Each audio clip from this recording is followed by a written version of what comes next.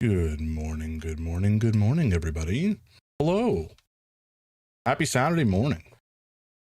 I hope everybody had a nice week. I hope everybody had a relatively stress-free week. I'm not going to say, well, you know what? I do hope everybody had a stress-free week. I acknowledge that that's unlikely and that there is plenty of stress in everybody's daily lives in this modern capitalist hellscape that we live in. But you know what? I'm going to wish that you had a stress-free week anyway. And, I'm going to hope for that for you. Some of you may have noticed, I did not stream either Tuesday or Thursday evenings, and that's because I was down with a cold. And I still kind of have it. Definitely one of those lingerers, which is a little annoying. But you know what? I'm feeling a lot better. So I definitely wanted to get back to streaming. It's one of those things. When I started streaming, I really didn't have any sort of specific plan for it, other than I wanted to set up my computer such that I could record playing games with my friends, because there was many times where something silly happened and we have no record of it, which is fine. It's it's not the end of the world, live in the moment and all that. But it's just one of those things. It would be nice. It'd be nice to be able to go back to that and be like, you remember this? Remember when we did this? And then actually look at the footage. But alas, we just have to remember like cool people. But yeah, I was, I was down with the cold, so I didn't stream. And it was one of those things where you don't really, you don't know how much you're going to miss something until you can't do it. And there's just something fun and special about streaming and chatting with people on this platform. Don't get me wrong, it's not a perfect utopia by any stretch of the imagination, but I've just met so many cool folks on the internet here, and it's been great. So anyway, long story short, looking forward to getting back to the regular schedule, shall we say. I think what we're definitely in terms of what we're doing today, we're going to be playing Outer Wilds. I feel like we could probably finish it today. I feel like we're pretty damn close. So we're probably going to get right into it. But generally speaking, I think the way that we're going to handle this is Saturday mornings is going to be like Luthi Saturday. We're going to be doing mystery and or puzzle style games on Saturday mornings. So I think the next game that we'll pick up, it will either be Blueprints, because I got halfway through that game or something, and then which to be clear, I love the game. It's phenomenal, but I just didn't finish it. I think I just got busy with work and never went back to it. So I want to go back to that and like commit to actually finishing it on stream. We'll just start from the beginning, because I don't really remember much about the actual puzzles or mysteries in the game, other than just the way the only thing I remember of the game is really just how the moment-to-moment gameplay worked in terms of exploring the mansion. So I think that might be what we play next, or to put a little bit more time between the last time I played it and when I play next, maybe we play The Seance at Blake Manor, because that game also looks fun.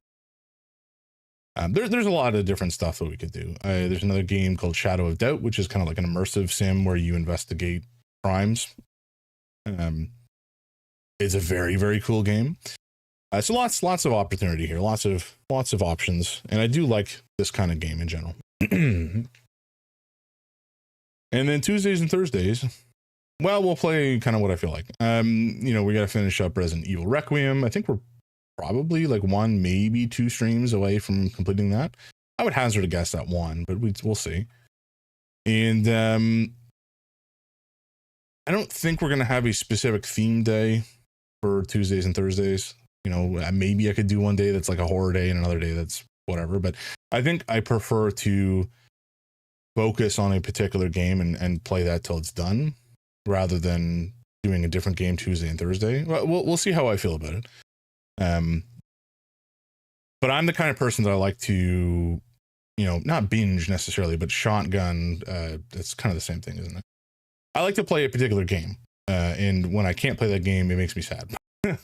So, that's why when I started playing Resident Evil Requiem, we just kind of stuck with it, because I just was so enamored with it. So I think we'll probably follow that paradigm going forward. Now, what game we'll play next, I'm not exactly sure. We've got Esoteric Ebb that we have to go back to. So maybe we go back to that and continue to play. There's also Pragmata that came out that I would like to get to at some point. And I almost just need to stream more because there's so many games that I want to play on stream and share with you folks. Hey, Noble, I got a pair of dimes for you right here. How you doing, man? How is wait, oh, it's relatively early for you. You were up late with a situation, shall we say? How are you holding up? How was yesterday?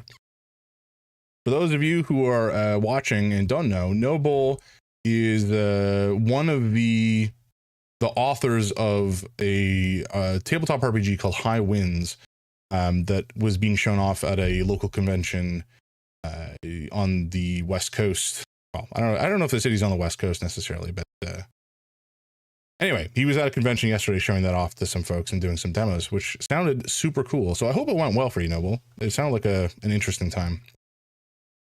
Went to bed at 8 p.m. Okay. All right. Well, I'm glad you got some rest then. 5 or 6 hours by car from the coast. Yeah. Well, you're closer to the coast than me, I guess. Certainly, you're closer to the West Coast than I am. Maybe not the East Coast. It's so funny, I was thinking. I think about this now and again. The way that we measure distances in North America is very different than I think people. Maybe this isn't true, but the way that I think about it, or the way that it appears, is that folks in Europe will say something is like, oh, that's 10 kilometers down the road, or that's 100 kilometers down the road. But in North America, we don't generally say stuff like that. It's more like, yeah, this is 6 hours away, or that's 3 hours away. Maybe that's not true. This is just a perception that I have. If there's any Europeans out there who can correct me, or folks from other parts of the world. But just because of the scale of our countries, distance is when measured by kilometers is kind of meaningless. It's not meaningless, but like I think the way that human minds work, when number get big, number become inconceivable. And so after a certain point, the number of kilometers really is not the relevant thing to quantify. It's how long it's going to take to get from point A to point B. Even just going from where I live in Toronto to where my parents live, that's like an hour drive. It can be an hour drive, depends on traffic. The point is just because the scale of North America as a group of countries is so dramatically different than some of the quite small countries in other parts of the world, the way that we think about distance, I think can be very different, which is just interesting. Alrighty. Anything else to note? Oh, some of you may notice if you're looking at the stream in the horizontal view instead of the vertical view, I have a piano behind me, or at least a keyboard. I was planning on trying to get that set up for practice at the start of stream. The idea being that at the start of stream, I would do a practice for maybe 20 minutes as folks trickle in. I just go through some daily exercises, and then we get into the game, or whatever the activity may be. Now, I did not get that set up today. Unfortunately, I don't have a ton of room for it. So I need to finagle things around. It's a little bit of a pain in the ass, but I have plots and schemes cooking to rejigger my basement. So these are rather large plots and schemes, honestly. I have so many board games, and I've been realizing over the last couple of years that as much as I love having, oh, my phone just fully pooped its drawers. Oh boy, that's fun. I had to hard restart and rip. Do you have an Android phone? Back now though? Hell yeah. What was I saying? It wasn't about a phone pooping in its drawers, although I did say that out loud. Oh yeah, plots and schemes. I have many board games, and this is both a blessing and a curse. It is a blessing because I have many board games. It is a curse because I have many board games. Mostly the curse side of things. Like if I had a TARDIS, it would be amazing. I would love it. The unfortunate reality is that I have limited space, and to do all the different types of activities that I want to do, I don't have the room. So I think I need to do a rather substantial purge, which is distressing. Do an Android Pixel 8 Pro, hell yeah. I've always preferred Android phones, mostly just because they're not Apple. Apple products are a walled garden. Hey, Rusty, how you doing, man? The storage talk is relatable. Yeah, it's incredibly well, it's not incredibly distressing. It's just there's a couple different factors when it comes to board games in the way that I curate my collection. Like I want to have lots of different stuff in my collection, variety. And there's a couple different niches that you might want to fill. Like, for example, I want to have good games that hit most of the different mechanisms that exist. Like deck building, action selection, auctioning, et cetera, et cetera. I want to have like a good game that fits those categories. But then there's a whole other set of categories that are like my preferred category of board game, which are generally cooperative games. And often there's a game called Kingdom Death Monster, which is my favorite board game of all time. It's like a campaign style settlement management boss fighting board game. It's kind of like if you combine Dark Souls, Monster Hunter, and XCOM, I guess. KDM is wild. Yeah, dude, it is crazy. I don't know if you've ever had the opportunity to play it or see much of it played. Table presence is remarkable, but the gameplay itself, I think it gets some flack. Okay, it gets flack for a couple different reasons. It gets some flack for hypersexualization, which I think is largely unwarranted.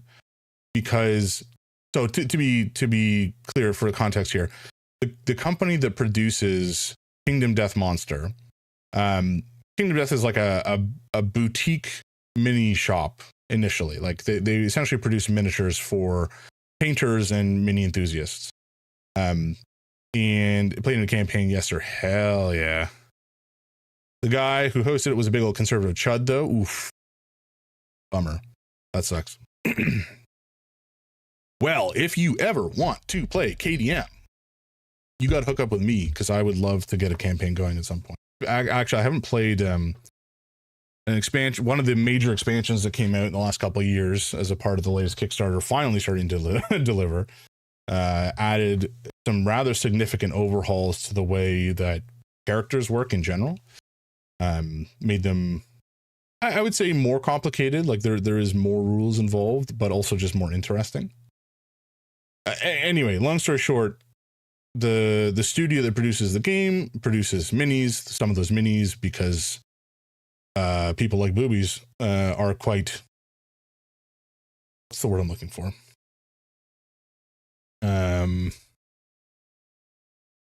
Oh my god, like cheesecake. Fan servicey is kind of the category I would put them into. I don't know what I'm trying to say here, but essentially they're more scandalous. They're not all like that. Like there are some that are, fully armored, badass looking characters. And there's some amount of gender diversity in terms of there's some dudes that are super caked up and scantily clad. But generally speaking, there's more female characters that are like that just because they tend to sell better, I would assume, as a business after all. But anyway, long story short, that is the background of the company. But then they produced Kingdom Death Monster with the proceeds of their minis business, because that's, I guess, always what was in the designer's mind. The guy's name is Adam Poots, and he is a mad genius type artist character. A very funky dude. but he's very passionate and has produced a game that has given me such incredible experiences. It's kind of hard to describe. Just the amount of emergent storytelling that comes out of playing Kingdom Death Monster is incredible. It's a fantastic game. Anyway, the point I'm trying to make is I got a lot of games. I do have a lot of games that have overlap with other games in my collection. So I can quote unquote safely purge some. It'll still make me sad because I have like FOMO when it comes to missing out on an experience that I could have tried. And, you know, I've bought these games with a couple different things in mind. You know, one of them is, would this be a good game to play with my wife? Another is, do I want to experience the system that is designed into this game, and kind of explore the way that the different aspects of the system interact with one another, the different gameplay mechanisms? Do I like the designer? And am I interested in seeing more about what that designer has to produce? Like, I've got a series of games. This row here, you can't see this in the vertical view, but in the horizontal view, this row here, the majority of these games are all designed by Vital Lacerda. So I've collected a number of his games, and I've come to realize I don't need them all. Quite a number of them are not the same or even necessarily similar mechanically, but like they just kind of hit similar notes. They have a similar complexity, and so I don't need all of them. But I think, you know, if I sell a bunch of my games, one, I'll make some money back, which is nice because I'm always spending too much money on this sort of stuff, both because it helps alleviate depression, a little dopamine hit of making a purchase, but also just, you know, I don't know, I spend too much money in general. But then I'll have more room, presumably, after I sell a bunch of stuff. I'm talking like a lot. Like, this is, I kind of want to get to the point where the cutoff is here. Like, from here over, that's all shelving, but here, this way, yeah, from here forward, that's not shelving anymore. And I want my desk to go over into that corner of the room so I can have more desk space to put the piano onto, and just, like, you know, it'll be a pretty big change. So I don't know if this is going to happen in the near future, but this is what I have in mind. We'll see. Day one of the, sorry, I meant to read this earlier. Day one of the con was good, but Fridays are slow, of course. Yeah, that makes sense. Today and tomorrow are going to be the big juicy days. Hell yeah. Well, been wanting to press the dopamine button too, but I'm unemployed for now. Yeah. That fucking sucks, man. That was terrible news, and really truly unfortunate timing. Scumbags. Absolute scumbags. Anyway, you know the drill. If you want to chat about it, let me know. But no pressure. I know you're quite busy at the moment with the whole house situation. That is certainly a lot to deal with. I can't even remember when we moved into this house in 2020, I think it was. I mean, I definitely still had boxes of board games in the basement for like a year, maybe a year and a half. After we moved in. So it took a minute, shall we say, to get things fully unloaded. All good. I'm actually pretty chill. Okay, good. I'm glad that you feel that way. You know, it's not always an easy thing to, not that I've ever been in that situation, so I can't speak from personal experience, but I cannot imagine it is a fun thing to be told, especially in, you know, the circumstances that you were in. But, you know, the fact that you're not letting it, you know, totally get you down and you're pretty chill about it, I'm glad to hear that, just for the sake of your mental health is an important thing. And, you know, I think we need to acknowledge when things can be rough. It's okay for things to be challenging or rough, but, you know, it's good that you can be centered and handle it. And it's not the first time, so it's much easier. It's like having kids, right? The house stuff is just hella tiring. Yeah, I totally get that. I'm just going to mute for a second because I gotta blow my nose.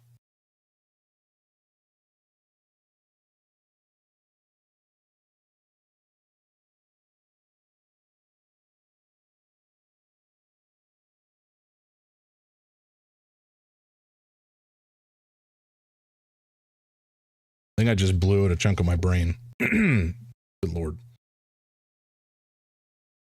What color is it? I do inspect. Okay, this is gross. But I do take a look at the color when I blow my nose because I'm always a little paranoid.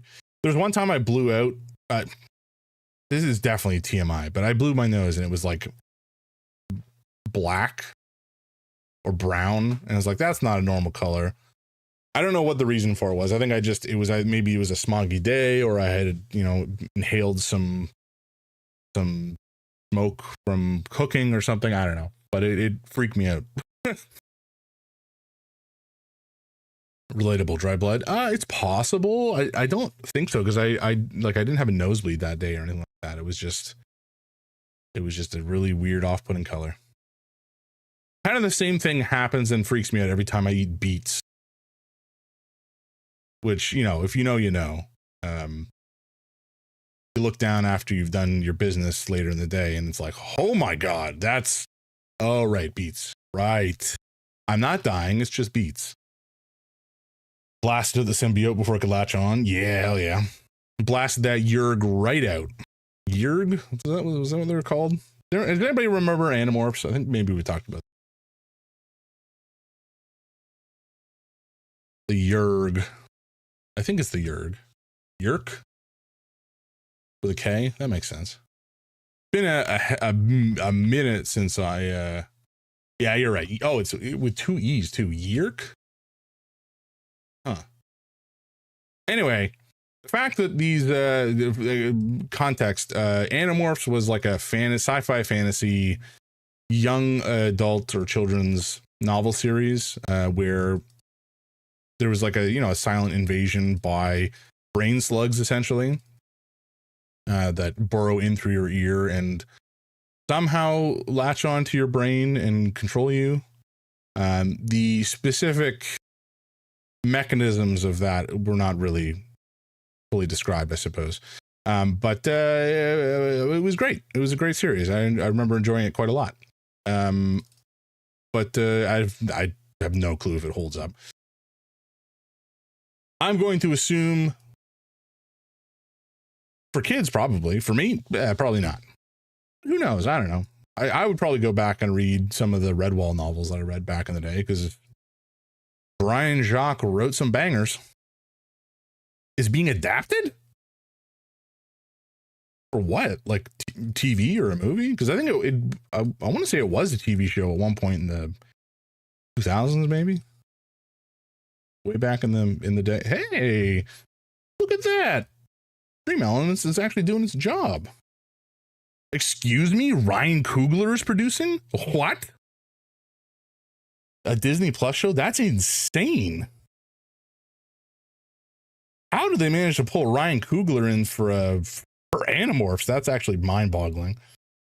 I mean, I'm not going to complain about it. I think if it's, could produce something pretty banger, but that's actually kind of shocking. All right, let's get this game started. I have too many games in general. Video games as well, to be clear. What am I loading? I am loading up. Oh, I always look in Steam. It's not in Steam. It's on the Epic Game Store. Because I think it was there. I think it launched there as like a timed exclusive. And so that's where I bought it. Or maybe it was just on sale there. I don't know, man. I don't know any. Wait, what? What are you talking about? What do you mean get? I own the game. Don't play with me like this. It's extremely rude. Anyway, I've been playing a lot of Windrose over the last couple days. It's a new kind of pirate adventure survival crafting game, which is kind of awesome. It has some randomized loot. I don't know I think the island or map situation is always kind of consistent, but the game itself is quite a lot of fun to play and in a remarkably good state for early access. I picked up Valorborn, which is a new kind of Kenshi-like, for those of you who enjoy Kenshi, because I want to support the creation of more games like Kenshi. I picked up Pragmata, which came out yesterday, I think it was, because Capcom's been putting out bangers, and the concept of the game intrigued me. All right. Whoa, hello, what? Excuse me? Okay, I think it's working. Yes. Let me know if you guys can hear audio. I'm assuming you can.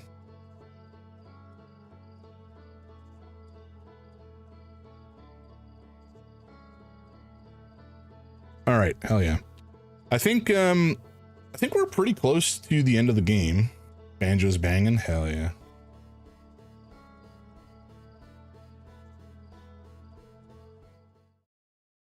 Alrighty, folks. We're pretty close, I think, to the end of this game. I think. A little hard to say.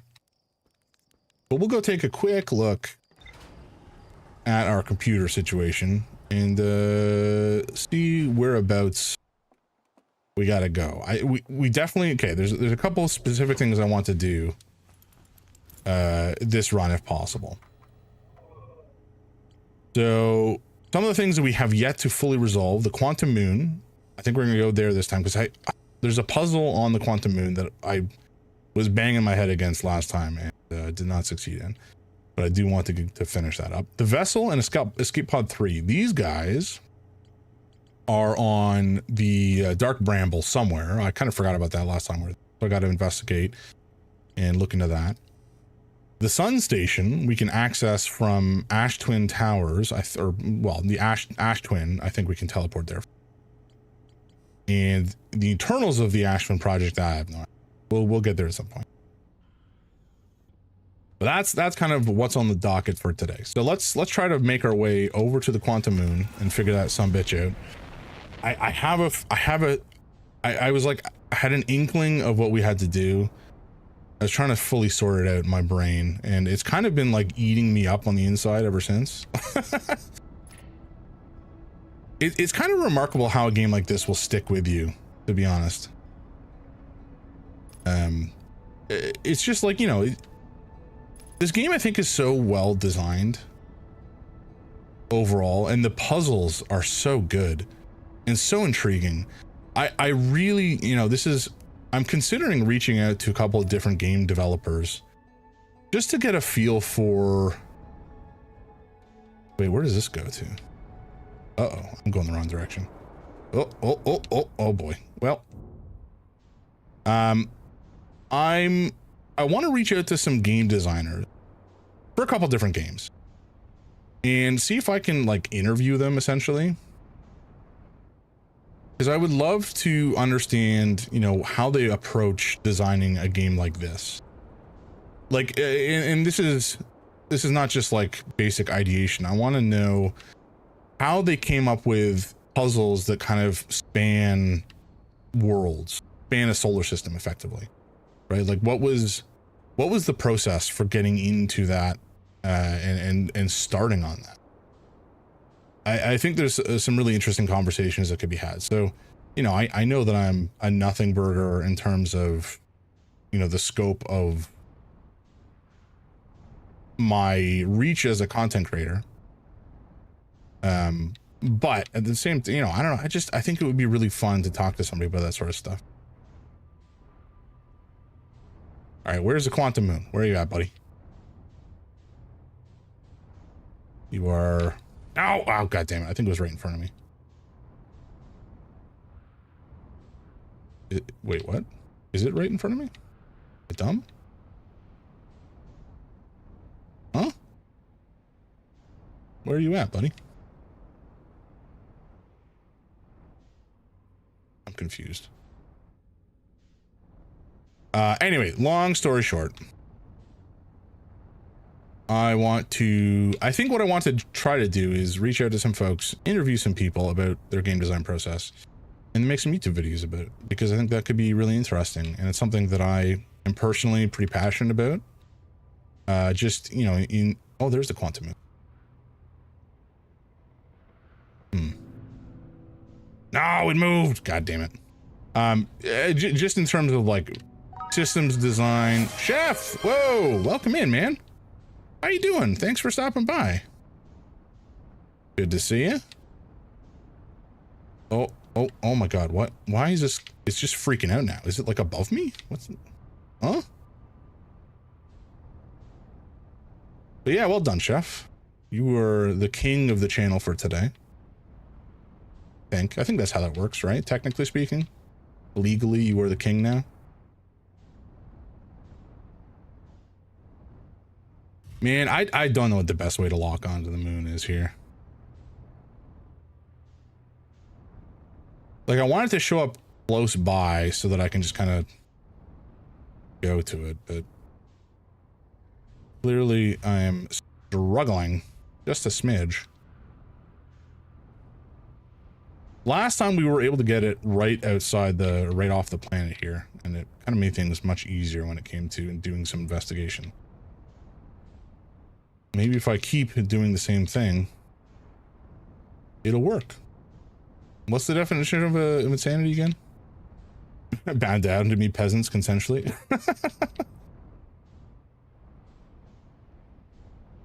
How you doing, chef? We're actually, I don't actually know whereabouts you are on the planet.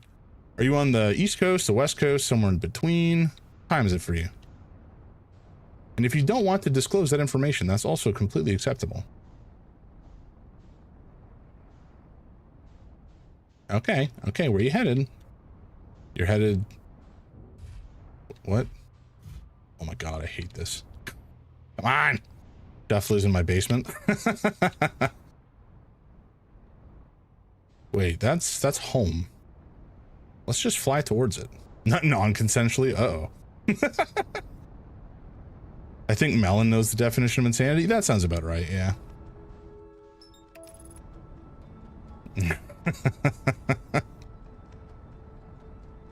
All right, while we're headed towards the quantum moon. Oh no, okay, that's fine. I think that's fine. We're just gonna do a couple shadows.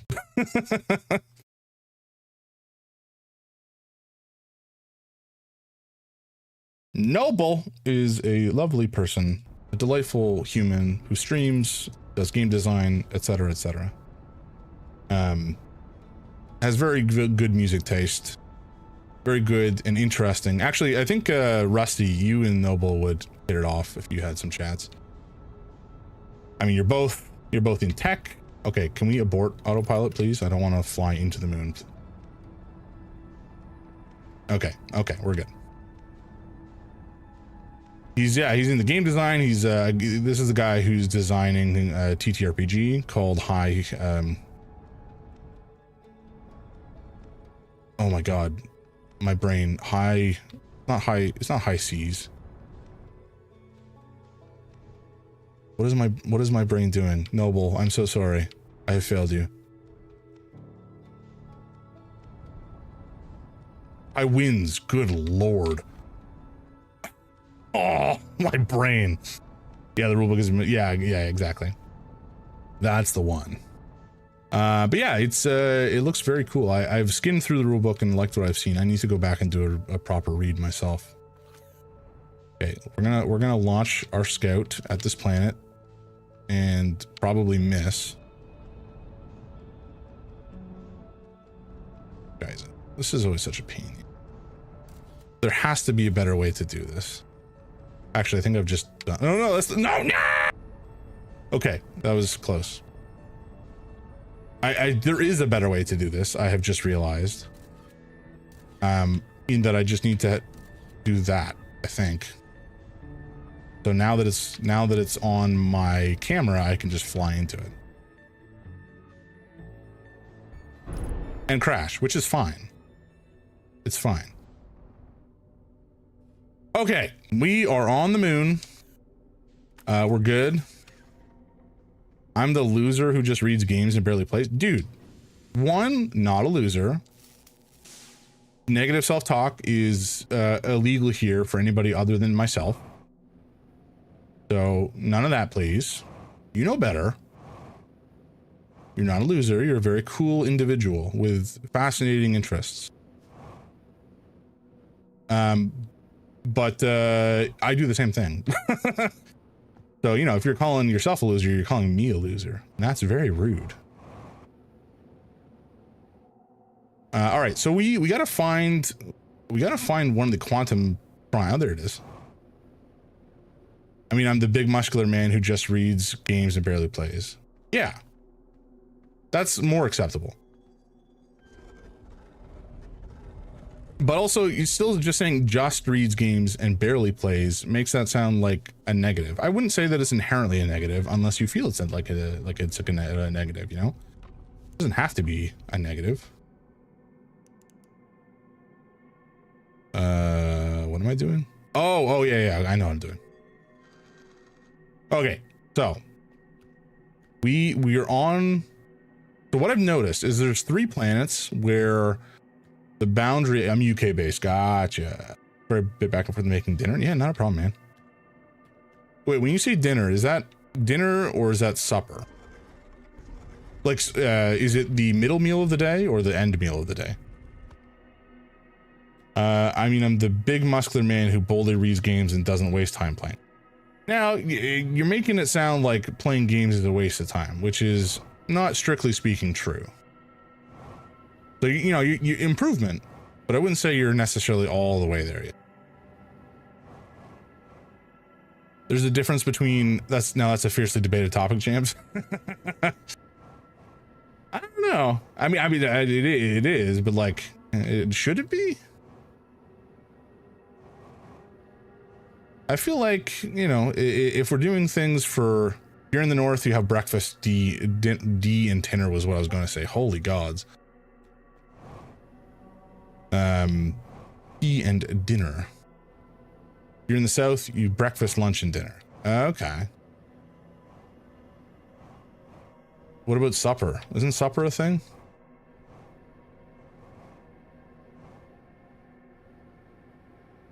Also, why is it called tea? If you have more than just tea, you know? Ah, here we go. Okay. All right, folks, I think I've done it. So, we find a tower. We find a tower, right? And on this planet, the tower is on the northern hemisphere. On some of the other planets, like the one we started on, Force Earth, the tower was on the southern hemisphere and there's a wall blocking off the northern hemisphere. So, I think,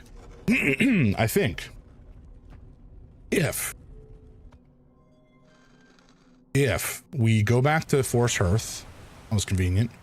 If we go back to Force Earth, we're now on the northern hemisphere of this planet.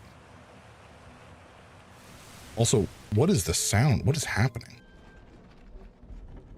So now that we're on the northern hemisphere of this planet, we might be able to get to the North Pole. Oh, it's the geyser. Ah, hell yeah. Okay, we've done it.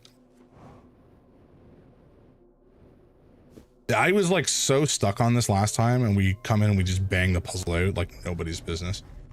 Excuse me. Okay, so now we want to get to here. So we turn off the lights. Wait, so what do you eat for tea and what time do you eat dinner? I'm in the north. Because originally you wouldn't. The day was kind of structured around a large breakfast, a small snack during the workday, and then a large dinner after work. Tea was something you'd have before bed. Oh, okay, so dinner would be like a proper meal at the end of the workday, not lunch as we think of it currently. All right, hell yeah, we're where we need to be. We're gonna head out to the 6th location of the quantum moon. I have no idea what we're gonna find here. It was all spooky. Oh my god, very spooky.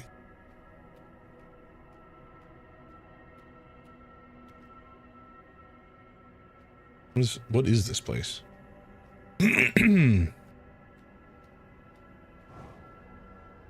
In America, the division is breakfast, lunch, dinner up north, and breakfast, dinner, supper down south. Really? I did not know that about the States. For some reason, I just assumed that lunch was lunch everywhere in North America. Yeah, likewise, Rusty. Samesies for me. Where does that go? And do I want to go out the spatial bunghole? That seems dangerous. Oh, whoa, hello, what the oh my god. He's moving. Huh? What? Solanum? Are you real? You don't teleport away when I stop looking at you. Okay, okay. What? Okay, so folks, this guy is dead, but not. Because I'm pretty confident we found this guy's corpse in other locations on the Quantum Moon. So in 5 of the 6 locations of the Quantum Moon, he's a corpse. But in this location, for some reason, he is wherever we are. We in like another dimension? He is alive here? Who are you? Oh, excuse me. Hello?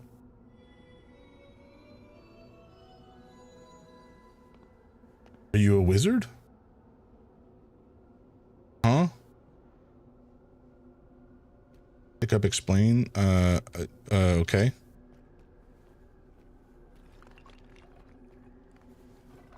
What?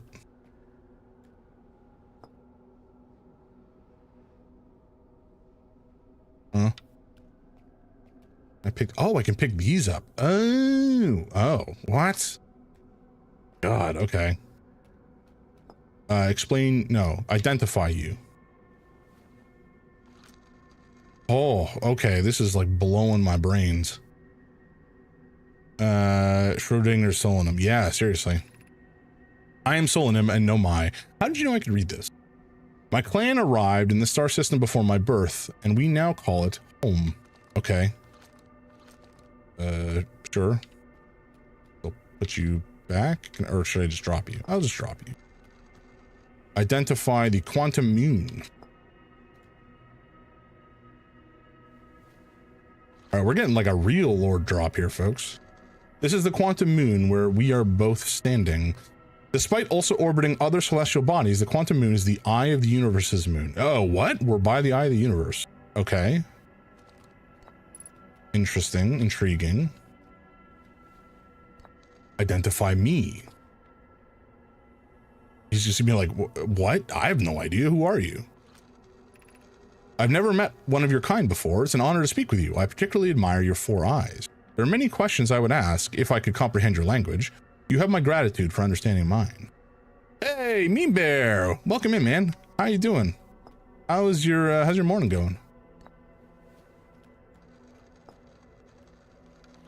What is stone for how the hell are you not a corpse, though?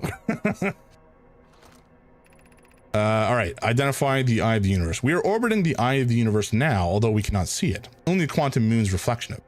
The eye is older than the universe itself, and my clan believes it dwells in an extremely distant orbit around this star system. Intriguing.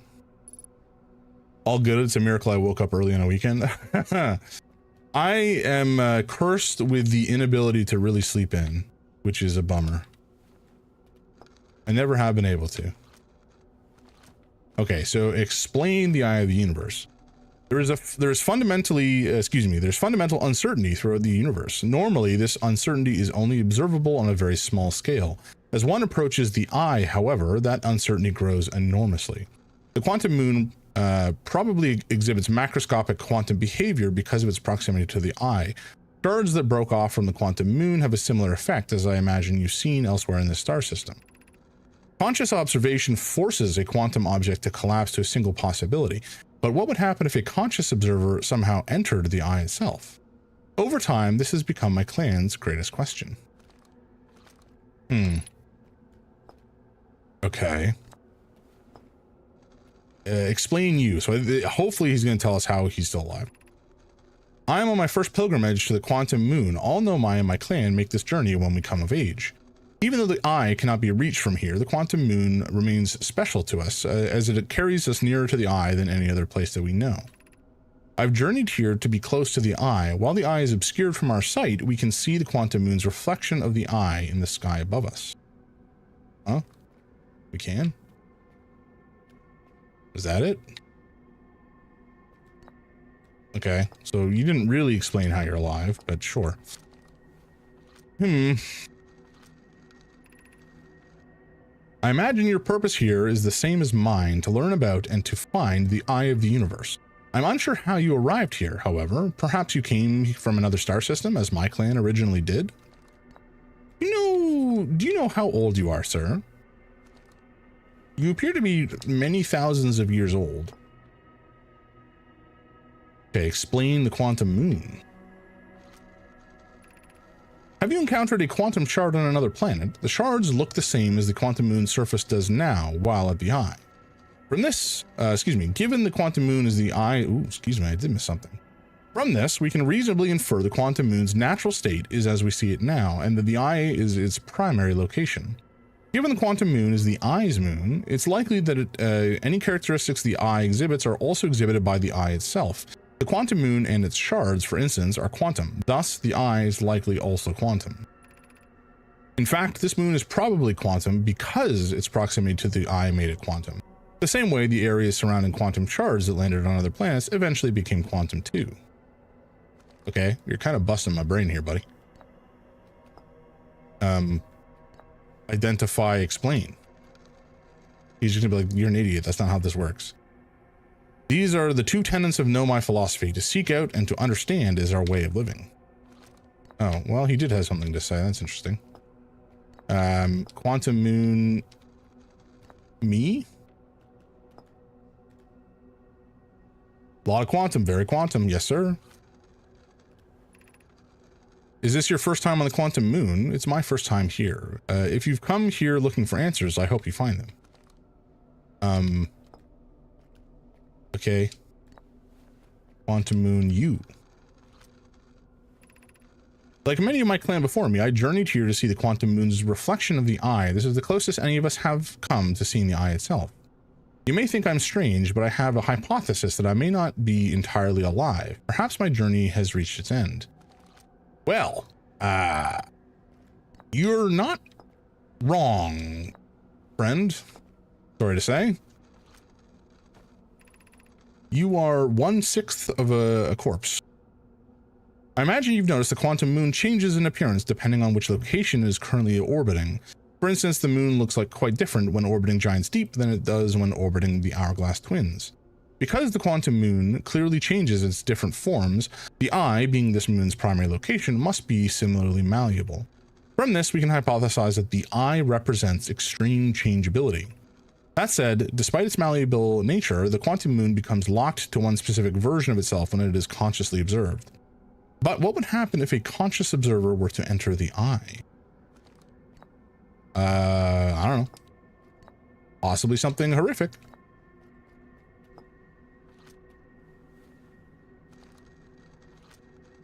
Possibly the end of the universe. Many of my clan have believed the eye called us for a particular purpose. When I was a child, I used to believe the eye was malevolent, to have lured my clan to this star system only to then vanish from them so completely. But I don't fear the eye anymore. In fact, it became my fondest hope to see the eye itself someday, but I fear this may be beyond my reach. You may think I'm strange, but I have a hypothesis that I may not be entirely alive. Perhaps my journey has reached its end. It has done, sir. Wait, where's... Oh no, we only have 4 of the blue ones. I don't know how many of these permutations particularly matter, but we're going to do all of them. Suppose you could reach the eye of the universe. Would you try to enter it? What do you imagine the effects of a conscious observer might be? See the beginning of the universe? I don't know. You, me? We do not have much connection, you and I. Still, this encounter feels special. I hope you don't mind if I think of you as a friend. I mean... You know what? You're dead anyway. Sure, we can be friends. It's fine.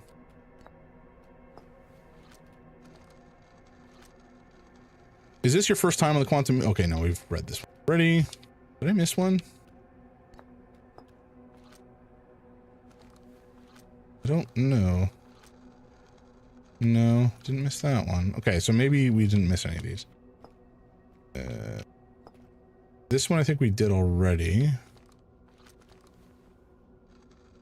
I should have done this in a slightly more organized fashion, but alas, here we are. Let's drop this one in place. This one? I think we did this one as well.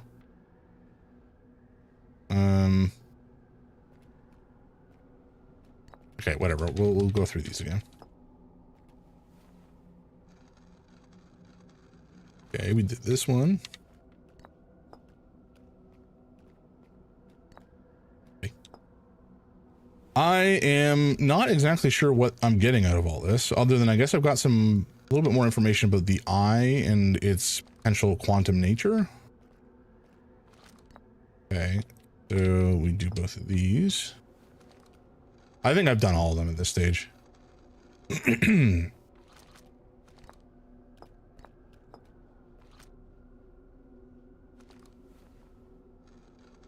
So we know that the eye of the universe is at the location of the 6th location of the quantum moon. Off to morning meditation. Have fun. See you, Rusty. Have a good day. I'll talk to you later, man. Thanks for stopping by. I appreciate you. Oh yeah, Rusty, you may have already signed off already, but we're gonna, I think, try to do a book club situation in the Discord for anybody who's interested. If you want to read a fantasy book in the month of May and then like chat about it, or just, you know, share opinions, or, you know, write a short review and then we can talk about it on stream. I think that would be fun. That would be neat. There's been a couple that I've been meaning to read, so I put up one option in the Discord. There's a thread for the May book club, and if anybody has any other suggestions, then we can do a vote sort of situation, but otherwise, you know, maybe we'll just pick that one, and I think that would be neat. But very casual, obviously. There's no real significant pressure here. Okay, let's, I guess, head back to, wait, if I fly out of here, I think we die. Where would this leave us? It would leave us, you know what, let's try it. Oh, we can't. That's a shame. There's more gravity here than there is in some of the other moons. So, ow, my brain. Yeah, we can't flee and just go out to the eye of the moon, sadly, or the eye of the universe rather. Wait, where's the tower?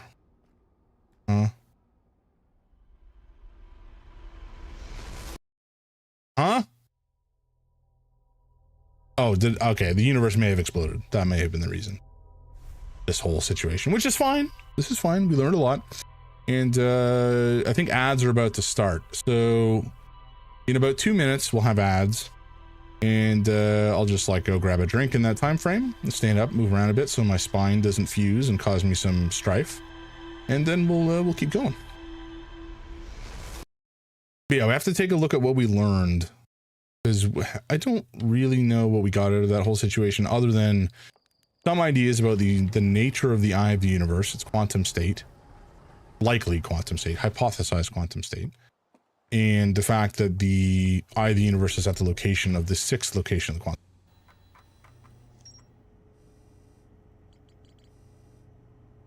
Okay.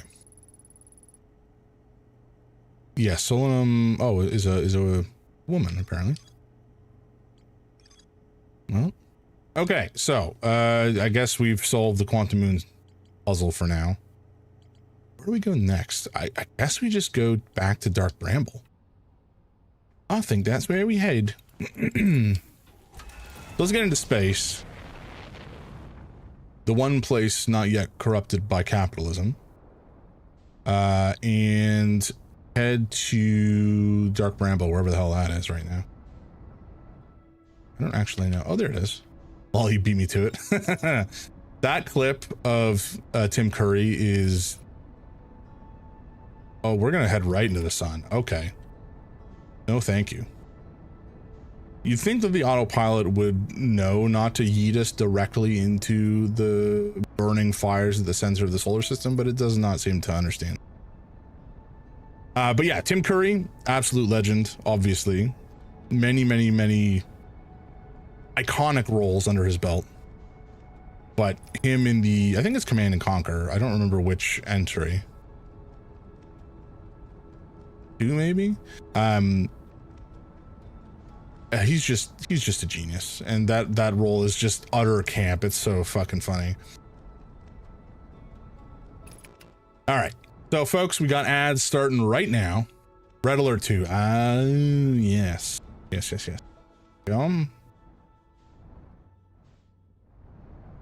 Oh no. Oh no. Well, it's fine. We didn't, oh no, we definitely needed those.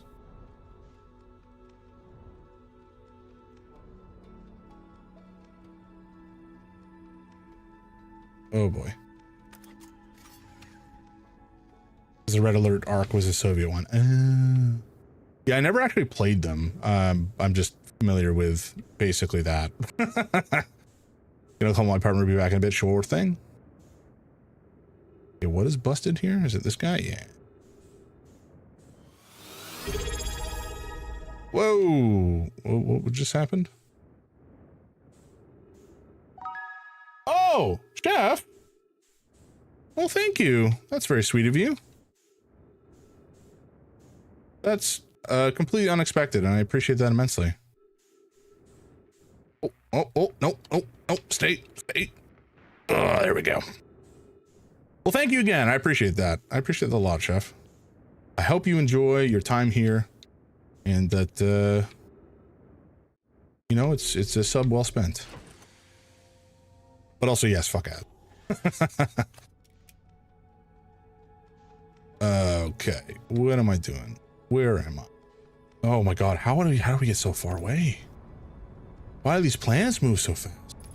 They got the zoomies. I know that we're in ads, but let's just get back to the planet. Bendis, hey, how you doing? Welcome in. How's your week been? Outer Wilds, yep. We're a good chunk through the game now. I think we might even be able to finish it today, which would be exciting. Lucas, hey, welcome in. Oh yeah, hi. Have you just kind of been hanging in and watching? Oh, the white holes over there. Okay. But yeah, well, welcome in, Lucas. I don't know if you saw, but we actually managed to solve the quantum moon puzzle in like no time flat. Basically, as soon as I was not thinking about it, it kind of made so much sense when we got back into it. Kind of funny. All right, so somewhere in this fishy hellscape, there. Oh, not that. It's okay, but I chose my way of violence today. I'm irritated about 90% of things. Yeah, that's fair. I feel that sometimes. This week I was sick for like a good chunk of the week, which was very frustrating. Fortunately, I have largely recovered now, but for a hot minute, it was not a great time. Right, so we're trying to find. Oh, we're trying to find the whatchamacall. We're trying to find the escape pod, or the vessel, I suppose, that is apparently trapped in. What in the hell is that? Excuse me?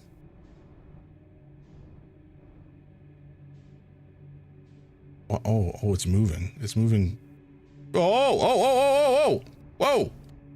Guys, I'm really using your signal scope. Oh my god, you're so right. You're so right, Lucas. I forgot that we actually had scanned that. Good shout. Where was it? I saw it. Oh. There we go. Good shout, Lucas, as always. You are a man of culture and intelligence, a gentleman and a scholar.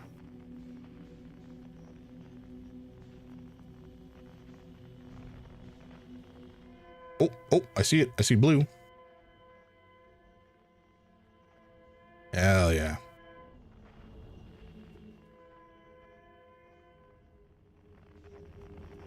What the heck? What are all these little...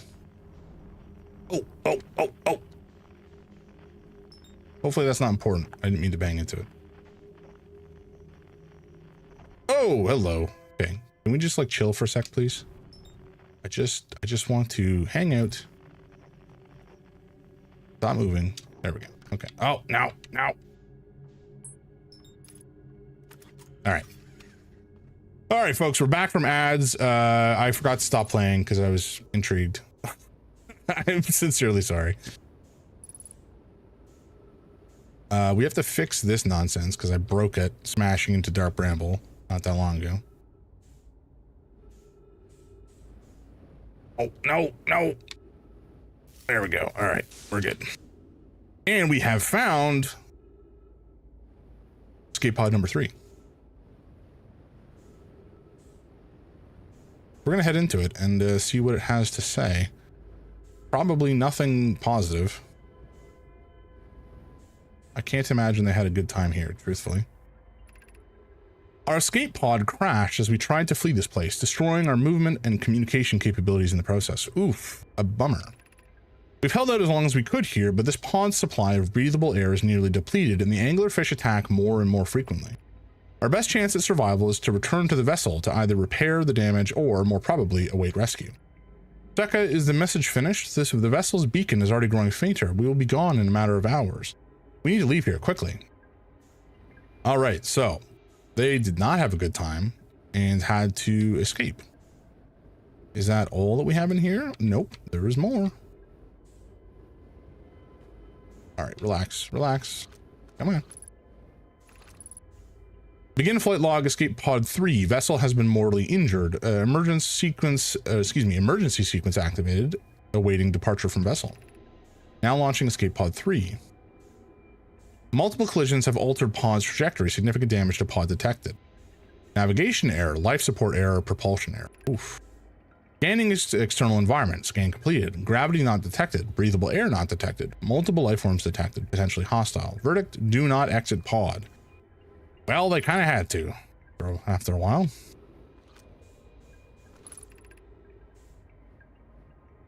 Din, there's a new problem. Our equipment is detecting 2 distant beacons from the vessel. Huh? But it isn't possible for the vessel to be in 2 different places at the same location. Or excuse me, 2 different locations at the same time. I agree, but the beacons are exactly identical to each other. Perhaps if I had more time... We're nearly out of time already, Din. The vessel's beacon is quickly fading. Soon it will be gone and we will be lost. We will follow the beacon to whose source is nearest to us.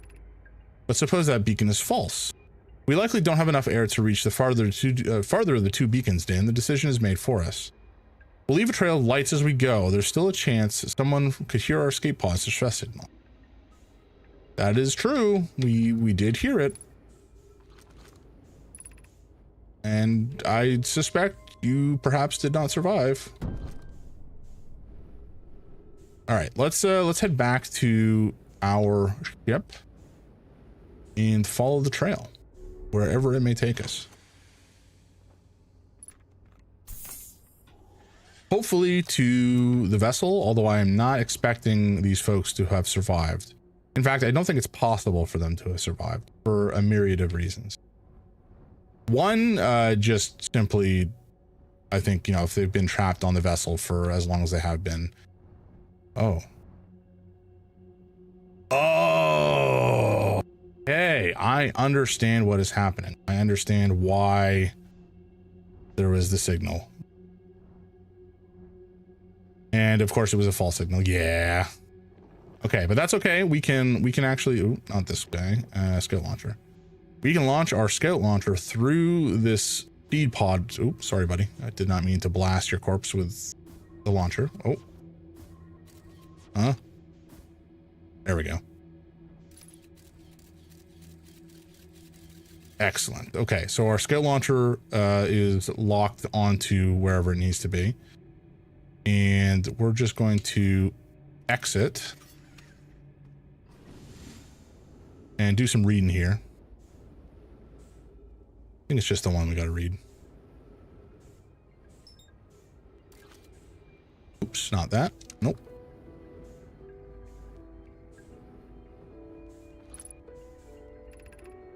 To any who come here searching for us, we followed one of the two beacons from the vessel to this place, but now can go no further. It's almost too faint to hear now, but the vessel's beacon is still faintly emitting from within this thorny seed. Yet the opening is too small for even a single nomai to fit through it, so our escape pod couldn't have flown through here. I don't understand how this could be possible, but this gruesome place seems to be able to manipulate space itself. Maybe this was our undoing. To be so close to the location of the vessel and still so far is difficult. Worse, the vessel's beacon is dying. Soon we will be unable to hear it. There is nothing we can do now but try to perhaps find a way inside, or at least attempt to comprehend why this happened. My dearest hope is that the other escape pods were able to reach relative safety. Oof. That sucks. And these guys are just like hanging out here, hugging as they die. God damn, that is grim. Oh mama, what is that? Yeah, this is so in the dark bramble where we are, there's these like seed pod situations, which the bramble I think can grow from. But also there appears to be like weird spatial distortions within the seed pod. Oh, sorry, didn't mean to crash. We're all good. All right, so now that we have our duplicate signal, we can just follow it, presumably, to where we need to go. Oh my word. Well, this is unfortunate. Oh. Well, that did not go well. We were kind of locked into an unfortunate trajectory from the get-go. So, let's try this again, shall we? That kind of sucks, because I guess we have to make it back to launch that beacon through again. Ugh. In the arse. Whatever. We'll try to do this quick. At least we know where we need to go and what we need to do.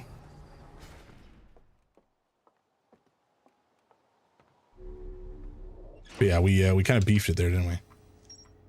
Yeah, we found the escape pod, we found the Nomai Grove, and then we got to find the vessel still. Grave, not Grove. Grab my flight suit because I often forget that. Oh man, that's grim though. These Nomai did not have a good time when they landed here, did they? What a bummer.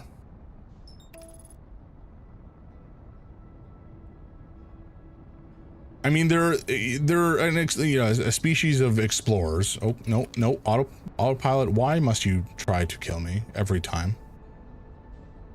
The sun is not habitable, and I do not wish to crash into it. Thank you.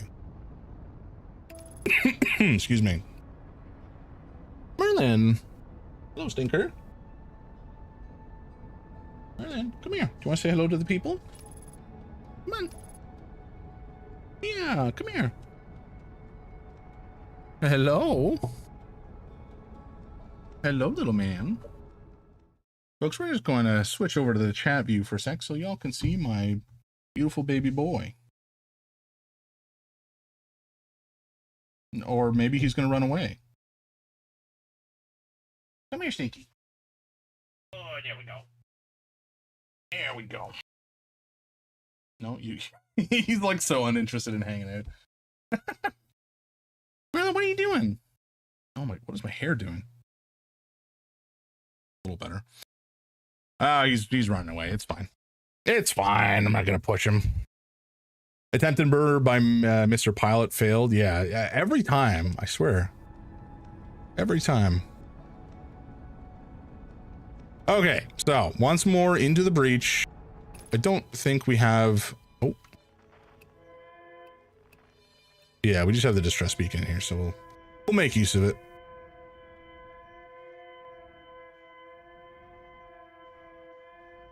I may be going a mite too fast.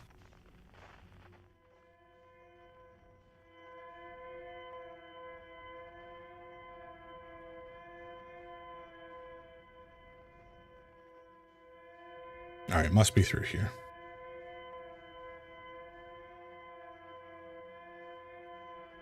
Okie dokie.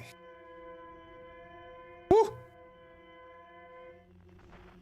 Spooky Space Tree Part 2, Electric Boogaloo. Yeah, this is more like Part 15. We died a lot here. Like a lot. Have you looked at indie game releases in May? There's some interesting titles to look at, which I think you would like. Ooh, hit me up. I do try to keep an eye on things, but yeah, if you have any specific titles in mind, let me know, Nendis. I was talking about this earlier before you joined. I think in terms of how I'm going to run the stream, I think Saturdays essentially this is going to be like Sleuthy Saturday. We're going to do detective or puzzle style games on Saturday mornings. So in particular, you know, we're playing Outer Wilds. I think next I want to play the Seance of Blake Manor, which I think could be a lot of fun. And we'll figure. I got a bunch of other games kind of in that general genre that we could be playing, which should be good times. Everway psychedelic pixel art game from Celeste. Ooh, okay, that's exciting.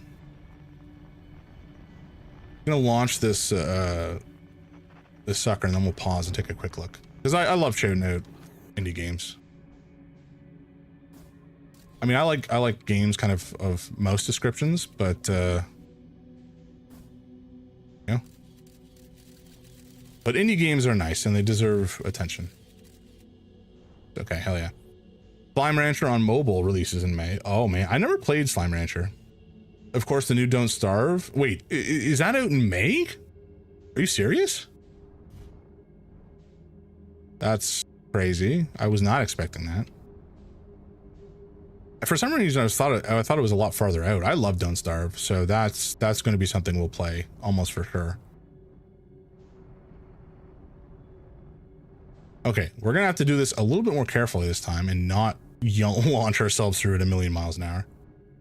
Kind of 3D-ish now, still on a plane but with levels. Okay, intriguing.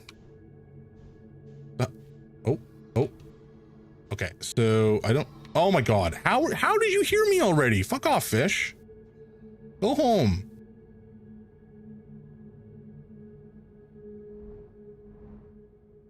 Yeah, I don't know what to do in this situation. Pretty chill game, Slime Rancher. There's a second one too, right? I think there is.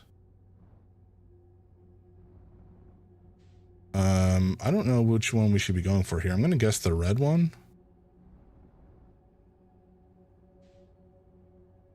Wait, what? I'm confused as to how we got where we are now, but you know what? I'll take it. There's no fish trying to eat me right now. Okay.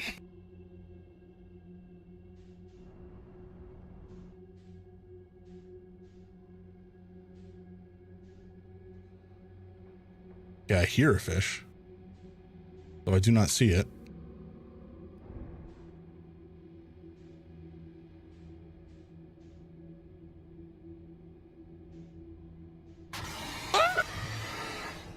All right, that scared the shit out of me. I didn't think he was that close.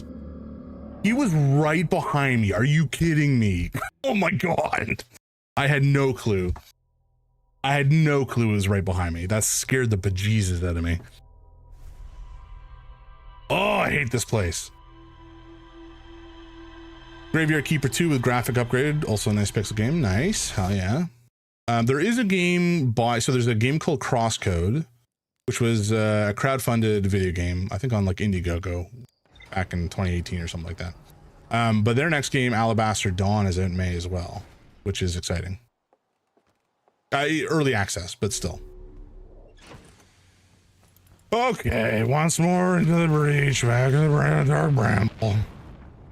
1 hour of having fun, Dark Bramble? Yeah, no kidding. These fish are the worst. I think they deserve to go extinct. Most of games released on heavy early access now, yeah. Which I don't really have a huge problem with, generally speaking. Like I don't mind early access. Just in so much as, you know, many games just simply wouldn't exist without that sort of process. But there's some games that definitely launch into early access in a way that is questionable. Like some places will just jump into early access with a game that is decent but not amazing, and then like the devs will just kind of bail after a couple months and stop responding, which sucks. I'm not saying everybody does that, but just like it can happen, and it's always a bit disappointing to see. The demo of Alabaster Dawn has really good reviews. Yes, it looks remarkably good. All right, time to probably die again.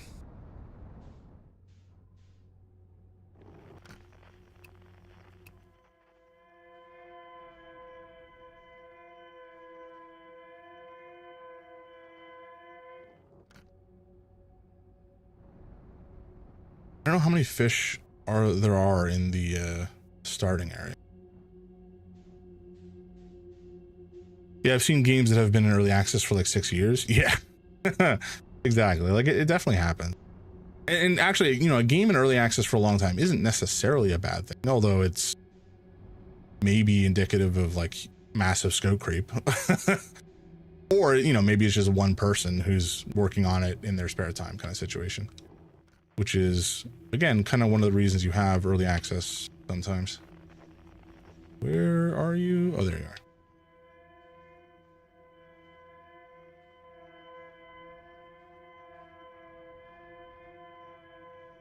Okay, so this is going to be in here somewhere. This is the escape pod. Somewhere. Hello, where are you? There you are. Now we just got to find, oh, there we go. Off to the grave. Definitely one of the most interesting games for me to look at. Yes, Alabaster Dawn is probably a day one buy for me. And Windrose is actually fantastic. I can attest to that. 7 Days to Die. Yeah. But yeah, Nendis, I bought Windrose when it came out and have been playing it, and it's been a lot of fun. It's very enjoyable. So anybody who enjoys, you know, it's for a couple different people. It's for the folks who enjoy the survival crafting experience. It's for folks who are fans of pirates or pirate adventures, because you definitely get those in spades. And it also just has some nice like exploration. And kind of loot, not a ton of it, but there is some randomized loot in the game, which is, it's just kind of nice. It's a nice experience. It's fun. And it's not like pure, oh my God.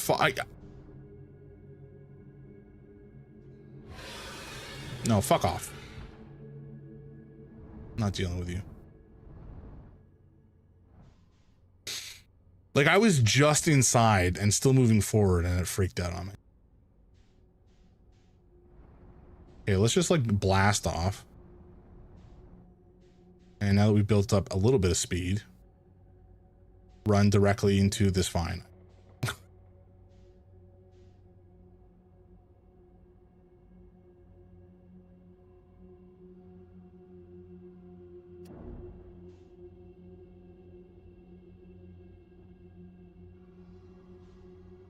Oh, there's one of the fish. Oh my God. Fuck off.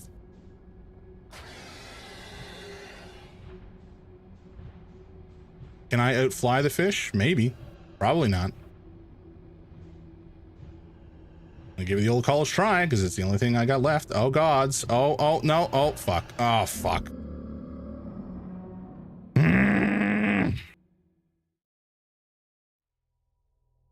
I wonder how fast you can speedrun this game, since it seems pretty open. I think you can do it quite quickly, and I have no clue how it's done, but I have seen a video that was titled like shipless speedrun, which boggles the mind. I have no clue how you can speedrun this game without the ship, but apparently it's doable. I don't know if it's just like a combination of maybe there's some bugs that you can, you know, harness in some fashion to yeet yourself across the star system. But it's also possible maybe there's just methods of getting around that I am not familiar with. Like we know that there's warp paths to get between places. Maybe there's a path that you can take to warp, such that you can get around without needing the ship and get everything you need to. But it is pretty crazy. This is why, like, I would love to interview Lady Veep. There is a speedrun category called Touch the Fishy, which is just fastest fastest to get killed by an anglerfish. That's really funny. Well, I don't think I would necessarily be that good at the category, only because I don't think I can get to the Dark Bramble very quickly. But I definitely can trigger a fish and get eaten real quick. That's really funny.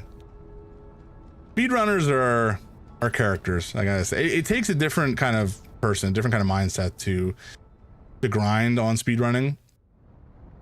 It's not something I've ever really had a lot of interest or passion in doing myself, but I do find watching a speedrun, especially a commentated speedrun, very interesting. Because, you know, the different methodologies that people use, the different types of speedruns, again, like Touch the Fishy, or, you know, like any percent, or glitchless any percent, or glitchless 100%, or whatever. Like, there's all sorts of different categories. Highly dependent on the game and what the community for that game finds interesting and wants to do. I don't think anybody's going to want to speedrun a game that is boring and attempt a 100% speedrun. That's not true. There's definitely somebody out there who will do it, but it's like, you know, I think the speedrun community of a game is going to be largely dependent, or rather the categories that people speedrun in a game are going to be largely dependent on the community that surrounds that game and what they're interested in achieving. But I've just never had, I prefer variety too much to focus my attention on like one game too much. I used to like watching 4-person Zelda Link to the Past randomizer races. It was great second monitor content. That sounds awesome. I've never done a Zelda randomizer, but I've seen a bunch of people play them, and it has made me want to try. I don't know what I would try first, whether it would be a Zelda randomizer or maybe like a Dark Souls or Elden Ring randomizer, just because I'm slightly more familiar with those games these days. But maybe at some point we'll give that a shot, just for funsies. Oh, hello. Like a Resident Evil a Resident Evil randomizer or a Metroidvania style game randomizer could also be a lot of fun. Oops. Get in there. There we go. Okay, this is the run, folks. This is the run where I will not absolutely beef it, he says doubtfully. Sounds fun for a stream. Yep. I'm glad to hear it. You know, it's one of those things, I've always been like a little bit intimidated by randomizers, but I do find them so fascinating and fun to watch. Okay, what do we even do here? If I touch the thrusters, I'm toast. And if I touch the fish, I'm toast. Okay, we're threading the needle here, folks. I think we're just gonna like take half an hour to slip through here, because this is all we got. Pray to whatever deity you believe in. I'm gonna pray to all of them, even the ones I don't believe in, which is all of them, to hopefully carry us through. Guys, you don't need to breathe so hard. Go see an ear, nose, and throat specialist. An ent. Are we even moving? Fortunately, we can rotate our view. Okay, we are still moving. So we can rotate and look backwards at the scary fish. But I think that's all of them, maybe? I don't want to bet my life on it, but... Okay, that looks like it's out in space, so we don't want to go there. But the annoying thing is we only have like a limited time because the friggin' sun's gonna go supernova in not that long.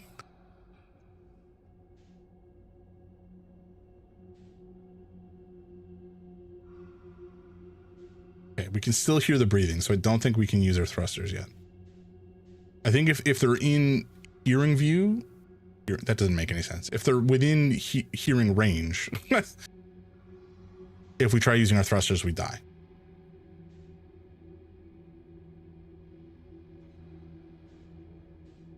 I still hear them. Where are they?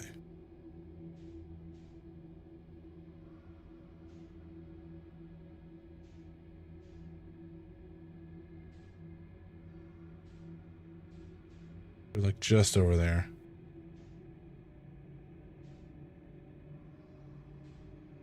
The voices in your head, don't worry.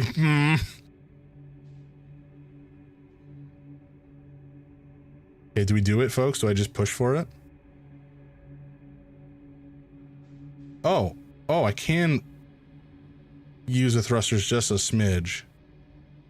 Oh. I didn't know I could use them this minimally, to be honest. So that's good to know.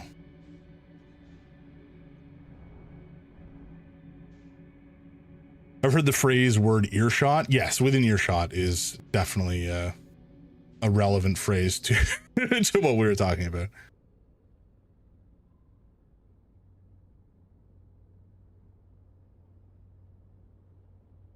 I don't hear any fish.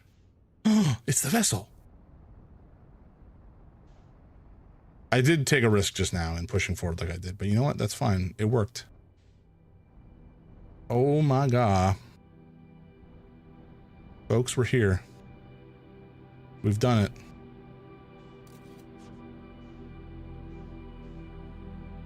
Yikes. All right. We got a lot to explore. What is... is there something here? What is happening?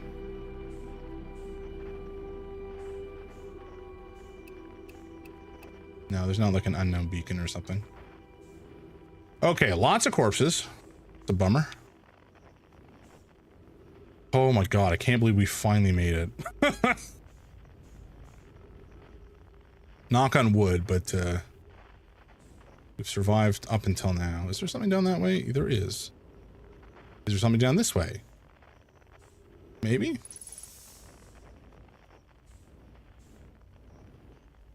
What is this? There's one of these... Oh, boy. Rocking around.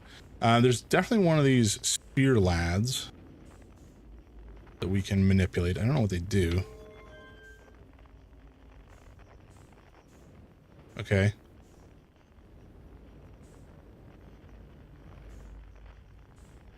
What's this? Nothing. Well, it's not nothing, but it's nothing I can read. Unless it is nothing for us for now. Ooh, this is something I can read. All right, hell yeah. Do any know my clans whose vessels can hear this message? It's unclear, or excuse me, it's clear the universe is dying. Oh, that's not good. There are fewer and fewer resources and safe places within space now, so my clan and I believe the best option is for all of our clans to stay together. If you can read the Gloaming Galaxy, if you can reach the Gloaming Galaxy, we found that Black Rock's suns are fairly stable and life in the star system is, comparatively, thriving. We live in relative safety.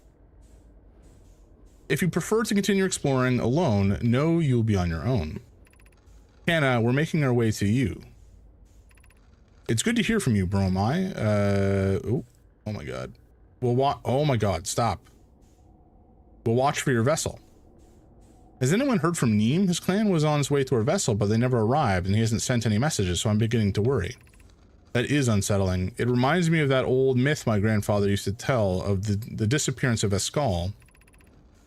I remember hearing that story as a child. One day, Skull's vessel simply stopped responding. The other clans searched and searched, but found no trace. It was as if their missing friends had warped out of existence. That's no myth, friends. Skull's clan existed and their story was real. What a curious event to have passed into myth. Our ancestors' ancestors were told that story when they were young. Are you sure it's true, Hyssop? It was a long time ago, but yes, my clan's ancestors searched for Skull's clan for a long time, but in the end, none of them were ever seen again. It's the only time in our history a vessel has ever disappeared this way. Hyssop, I hope you aren't comparing Eskel's story to my clan's vessel. Neem, my friend, we feared you were gone. Not yet, we aren't, but nearly. We found trouble during our... Oh, right, the time pauses. We found trouble during our warp. The triple suns of the bright spark star system exploded, and it was only a lucky coincidence we weren't caught in the blast. We'll meet you soon, Kana. I'm relieved your clan is safe, Neem. It's good to hear your words. Any vessels nearby, remember to be extremely cautious of potentially unstable stars, which is most of them now. Well, that's not good. It does explain why our star is randomly exploding.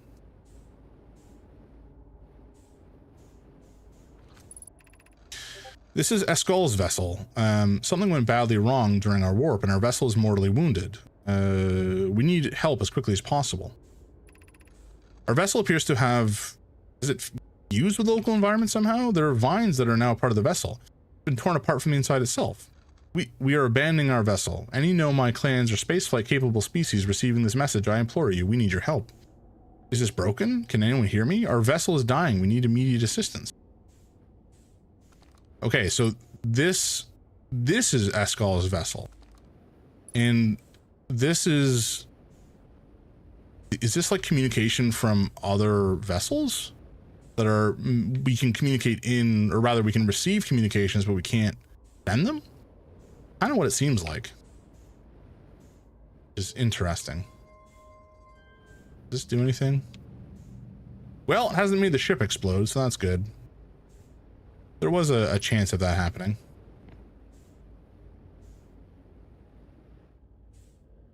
What's down here? Oh, excuse me? The Eye of the Universe. Something to read, sure. I'm recording now. I've never encountered anything like this. The signal the vessel is receiving appears to be older than the universe itself. This is our first contact with anything of this nature. Everyone, prepare to warp immediately. Eskel, wait, I need more time to send an outgoing message. Shouldn't we tell another clan where we're going? We can send the message upon our arrival. This extraordinary signal appeared suddenly. It may disappear just as quickly, and we can't lose it. And we can't lose a discovery this incredible. Focus on preparing for the warp instead. I understand. Anona, is the vessel ready to warp to the signal's approximate coordinates? The warp core is powered, but this will be a significant jump. Afterward, we'll need time to recharge the core. That shouldn't create a problem, provided we arrive at or near the signal's source. Everyone, we're ready to warp. Eskel, you fool. You doomed yourself and your family. You should have been a little bit more conservative. Okay, so we have... Oh, that's a body. We have a little bit more information as to what the Nomai are doing here and how they got stuck here. Oh, is that it? Is that all that's here? Oh. Did I miss something?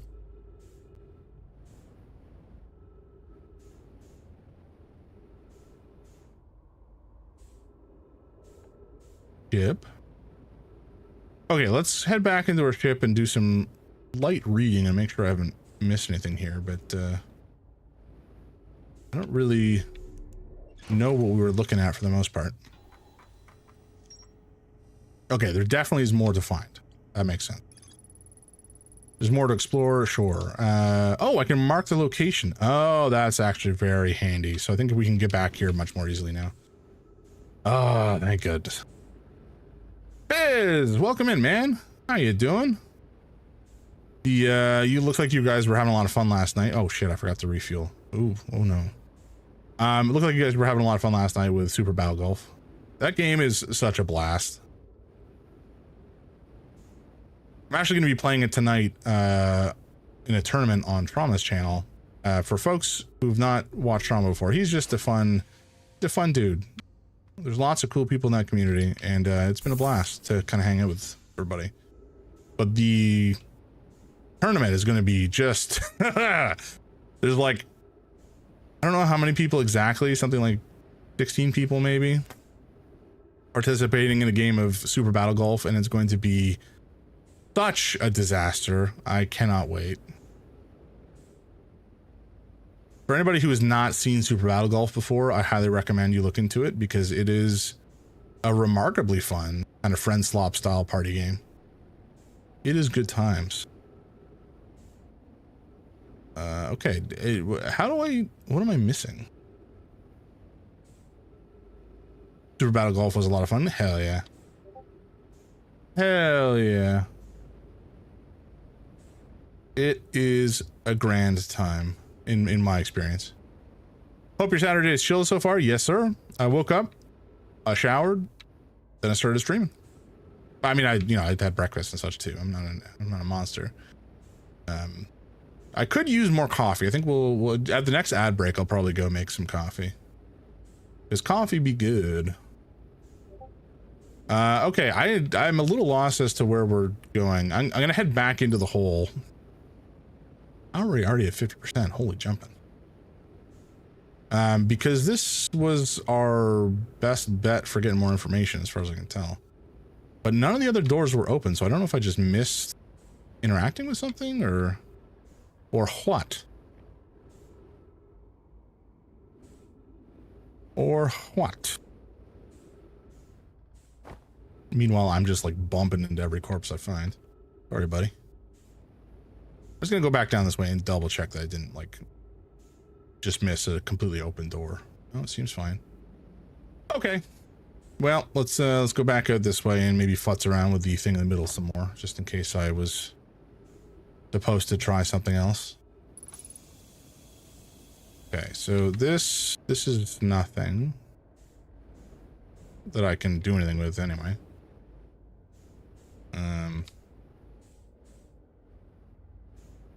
This was oh, hello.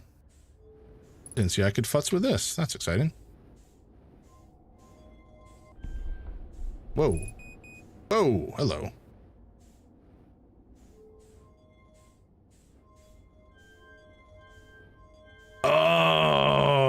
Okay, I understand. I understand how this works. So this allows us to punch in coordinates, I think. I guess I just didn't wait long enough last time. But yes, this thing allows us to punch in coordinates, essentially. And we have the coordinates. I don't remember what they are, but we have them. I'm assuming they're in my ship logs somewhere. Maybe I'll have to write them down. But we can use this to essentially type in those coordinates and then trigger the thing probably with this, presumably. Although again, it looks like something is supposed to go here. I don't really know what this is. Is this like, oh, okay. The warp core looks pretty broken. I have to imagine that's not going to work, but you know what? We'll put it in. See what happens. What happens if I, nope, not that. What happens if I do this?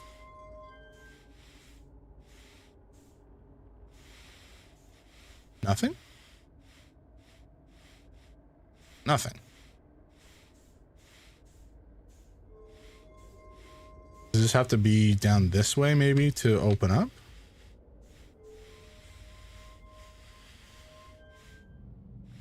Yes, I guess.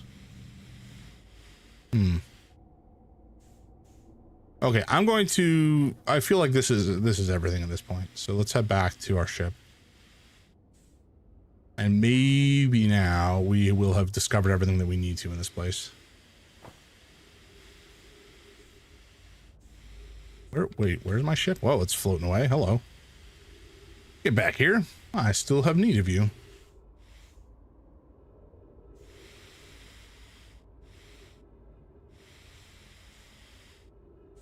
But you don't have energy. Yeah.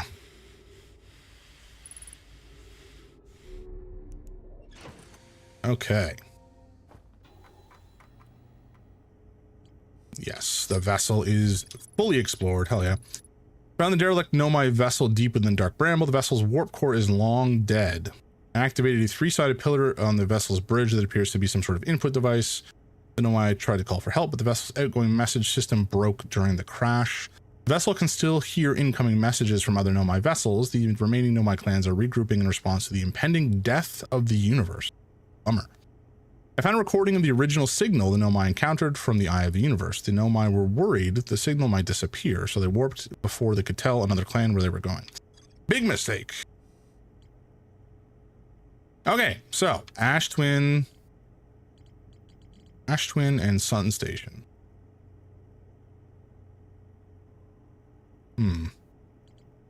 Interesting. Where do we find the coordinates? That was up here? Yeah, here we go. Okay, so these are the coordinates that we need. And we have the last things we got to find: the Ash Twin Project and the Sun Station. Sun Station, I think this was like a weird energy, like a new energy source they had. Ash Twin Project and Sun Station first, of course. Yeah, right, because the Sun Station, I think they invented to gather a new source of energy for the Ash Twin Project. And the Ash Twin Project, they had mentioned a lot of warp cores, I think, in the, like, as a requirement for the Ash Twin Project. Maybe we can get one from there. Towers allow the Nomai to quickly travel between Ash. So there are warp cores involved. Require new technology to produce the necessary energy, as well as an advanced warp core to handle these energies. Hell yeah. Okay. So that is what we need. I think the Ash Twin Project has the warp core and the Sun Station has the energy, and maybe a way to get into the Ash Twin Project. Maybe that's how we do this. Oh, we're getting into it. We're getting into I think we're in the end game, folks. I'm feeling it. Okay, we got ads coming up in like 13 minutes apparently, so I mean, we're not immediately in danger, but be aware. And when those ads hit, I think we'll take a quick break. That sun is looking mighty juicy. All right, where is the Hourglass Twin? Out there. We probably don't have time before the sun goes boom, but you know, maybe we can do a little bit of searching on the Ash Twin side of things and see if there's a good way to get onto the Sun Station from there. So that's my hope. Juicy red cheese ball, yes sir. Yes sir, you know what's up, Lucas. Hey, autopilot, I need you to go a little faster. We got the zoomies and we're heading away from where we want to go. I mean, I know I built up a fair amount of momentum, but like, come on. Put the ship into overdrive. Go faster. Except don't send me to the sun. That'll piss me off. Rich, how you doing? How's your morning going? I had a lot of fun playing Windrose with you last night. That was a good time. Oh, you're gonna send me to the sun again, aren't you, you son of a bitch? That's unacceptable. I swear to God, this... Or maybe it's just the sun is expanding to the point where it's going to, Oh, no! Come on! Oh, God, I hate this. Just let me onto the planet. Why is this so hard?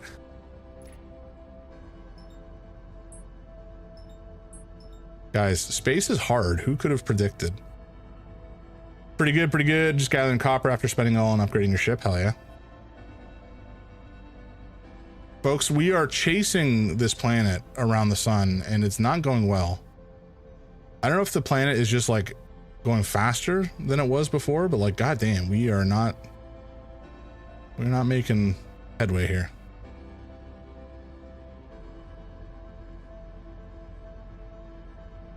Please just let me on. I just want to go. I want to go to the planet.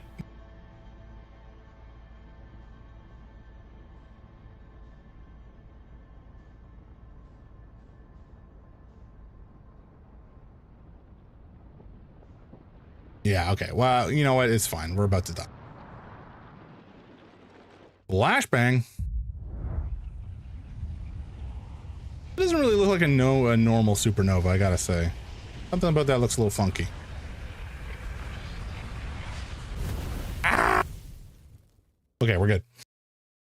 But yeah, I was really enjoying. So I was playing Windrose last night with Rich. We were having a good time. I also played Slay the Spire 2 last night with a couple other friends. Also a spectacular time.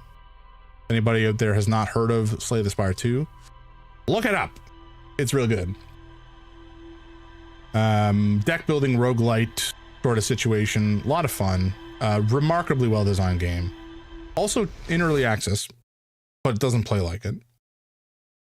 And also I'm planning on reaching out to the designers of the game to see if I can interview them, because I have some questions I would like to ask. I would like to know more about their... okay, so like I'm a software engineer by trade, and I really am fascinated by systems and game mechanisms and how people, you know, design games, like what their process is. I would really love to essentially interview how do we do this? What's the best? You know what, forget it. We're just gonna go to space. I really want to interview some of these designers on various different games. Like I don't really give a shit about the design process behind Call of Duty, for example. That is completely uninteresting to me. But the design process that goes into, for example, you know, a game like this, like how do you come up with puzzles that span a solar system? Well, we may have overshot. It's fine. Or in Slay the Spire 2, like what goes into designing a card? How do you balance a card as much as you can do across a system that has so many variables? What went into their design for the tabletop version of the game? Like I would love to be able to chat with one of the lead designers on the project and just pick their brain on how that all worked for them, you know? Anyway, I'm gonna probably send an email and we'll see what happens. I don't know if I'll get a response. Maybe it'll just be like, hey, you know, you can always ask these questions via email, which would also be fine. But I would love to have a conversation with them and interview them and then make a YouTube video about it and share that with the world, because I think that would be really cool. Well, our ship is falling, I think. Nah, it's not quite falling, it's just teetering. Right. I don't know what the best way to get over to the sun station is. It sounded like there was a portal on Ash Twin that would take us where we needed to go. Sun station. There's a way to safely travel to the sun station. Yeah, from Ash Twin. Somehow. And I don't know if that is... There was a... I think there's a warp tower. Oh. I remember. There was the sun tower with the cacti in it that killed me repeatedly. We need to like jetpack our way through there in a safe manner. Safe-ish manner. Because I think that will take us ultimately where we need to go. So I guess we just kind of hang out here and wait. I don't know if there's anything else for us to do. We could try, technically speaking, to land on the sun station manually, but I suspect that would end poorly.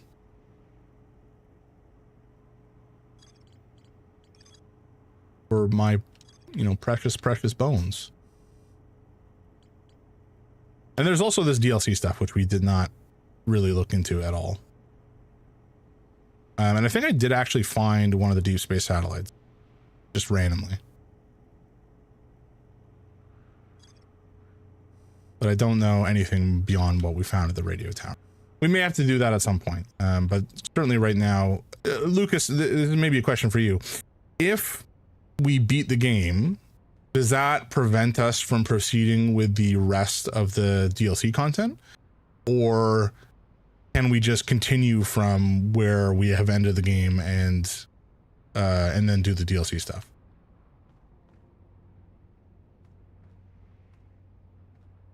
No, as in no, it won't stop me from doing it. You can continue. Okay, rad. Thank you so much. I appreciate the answer. We'll put you back in the loop before you enter the game. Cool. Thank you, Veep. Lady Veep, I should say. My apologies. Must use your honorific. Otherwise, I'd be doing you an injustice. Okay, how do I land on this sucker without being terrible? Oh. We can do this. We can do this. We've done it. I'm a hero. Okay. So I guess we just kind of like chill.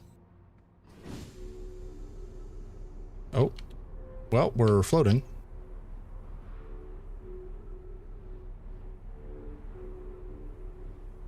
Huh. Oh. Okay, we're out. So, I guess we just wait for the sun tower to unveil itself. Kind of a pain that this takes as long as it does. I mean, maybe there's a better way to do this that I just haven't thought of. But I kind of get the impression we just gotta wait.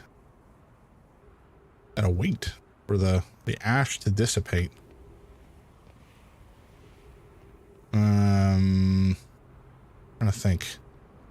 Oh, oh no. Well, we're a ways from our ship now. That's unfortunate. And we have no oxygen. I may have just ended our run here. You can doze off at campfires to pass time quicker. Oh, that's a fair point. I don't think I've ever done that. If we can get back to our ship, then we will head over to Ember Twin and do so. Ah, hell yeah, I'm a genius. Master of space, that's what they call me. Master of space. Is this a campfire? There is one somewhere around here, as far as I recall. Don't recall specifically where, but around somewhere. Oh, stay away from that. Ah, there's some campfire. Lovely. Oh, we almost crashed, but we didn't. All right, let's go up here. Take a quick little doze.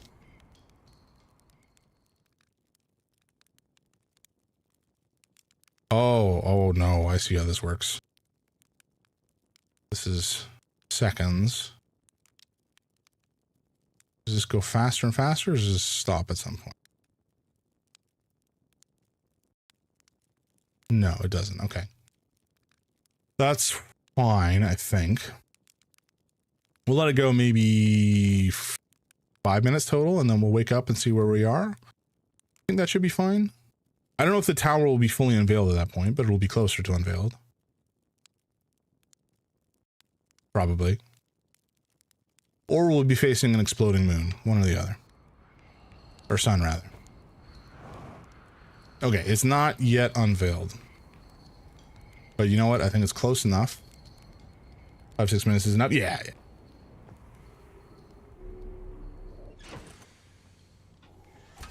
Is close enough for our purposes. Not fully unveiled, but it is somewhat unveiled. And I believe it was this one. And we have to enter through there. Let's just drop our ship on the top here.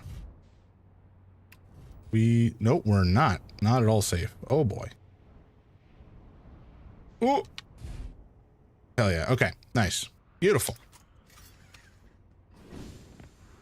Alrighty, folks, we got ads coming up in a couple seconds, 45 seconds or something like that. We are probably going to pause. Although, you know what? Let's just go for it. Let's just go for it.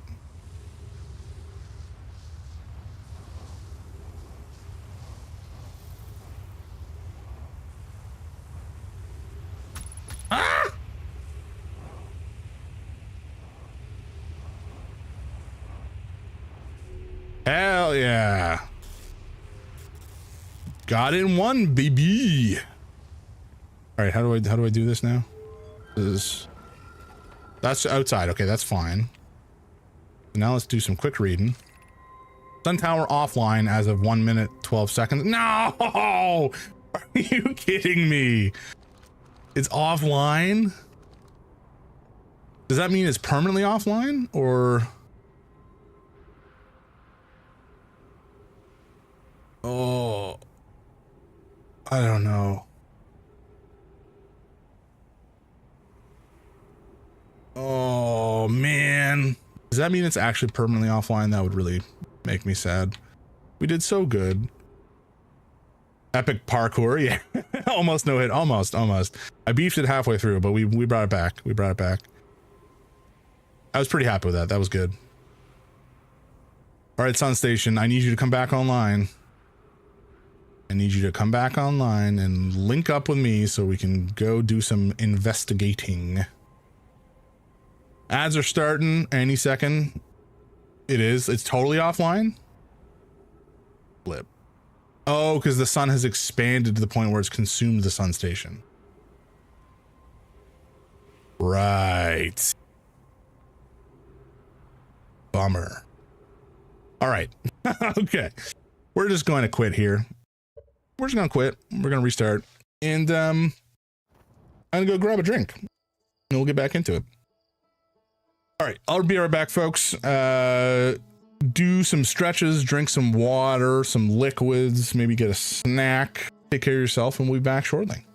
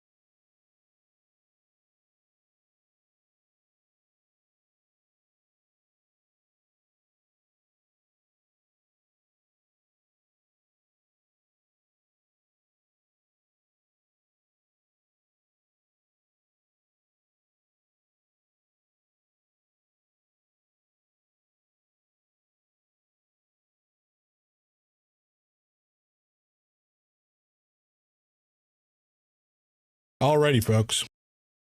We are back. I think. Yeah, we're back. Hell yeah. Okay. Let's get back into the game.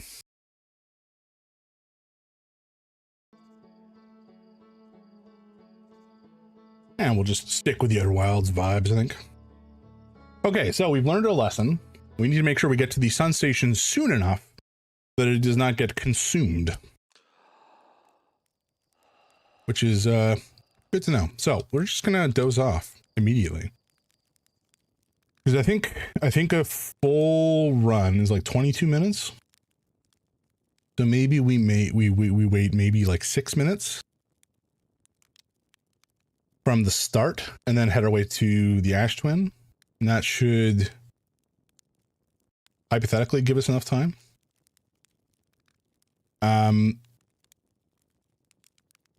Yeah, I think we should have plenty of time once we actually get to the Sun Tower and then into the Sun Station. Maybe not plenty of time, but we'll have enough time to do all the reading we need to do. And once we're done reading, maybe there's a way to get back into the Ash Twin project from there or something else. I don't know. We'll find out. Actually, no, just to be safe, let's only do 5 minutes. 5 minutes, and then we're off into space. And I will remember to put on my spacesuit. There's the Ash Twin rocketing past. Alrighty, here we go.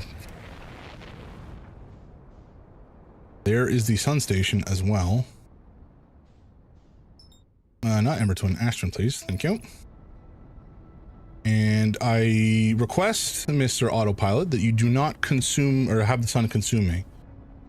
What did I just say? What did I just say? You son of a bitch. I said, do not consume. And what did you do? Try to have me consumed. I don't think that the Ash, or excuse me, that the Autopilot is a big fan of me, I must say. And we're going to overshoot massively yet again. Because we had to go zoomy so we didn't get burned up by the sun. Pain.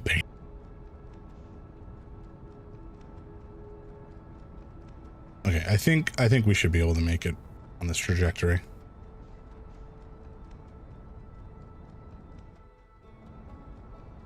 Except that we're going way too fast. Way too fast. Oh no.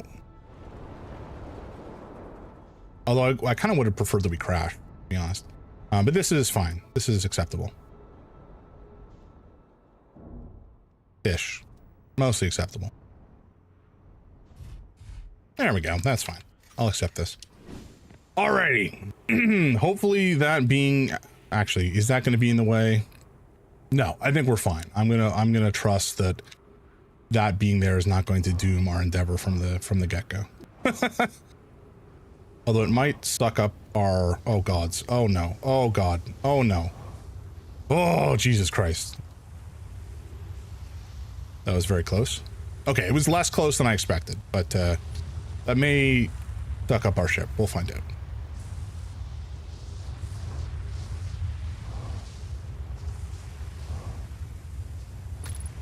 Ow.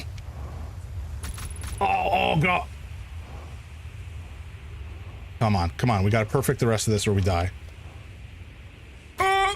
Oh, Jesus, that was close. But we did it. Oh, much less of a clean run than the last time. All right. I'm on Sun Station. Hell yeah. Hell yeah. Alrighty. We've made it to the sun. Nothing can go wrong now. Probably. All right, so we are very hurt and we don't know where our ship is and we don't have much oxygen. 8 minutes, 17 seconds ago, increased solar activity detected. Sun Station hull integrity approaching critical levels, closing emergency doors. No user commands received for 10 minutes. All systems entering sleep. That was a long time ago. Opens emergency door. All right, do it. Oh my God. Oh, God. Oh, okay.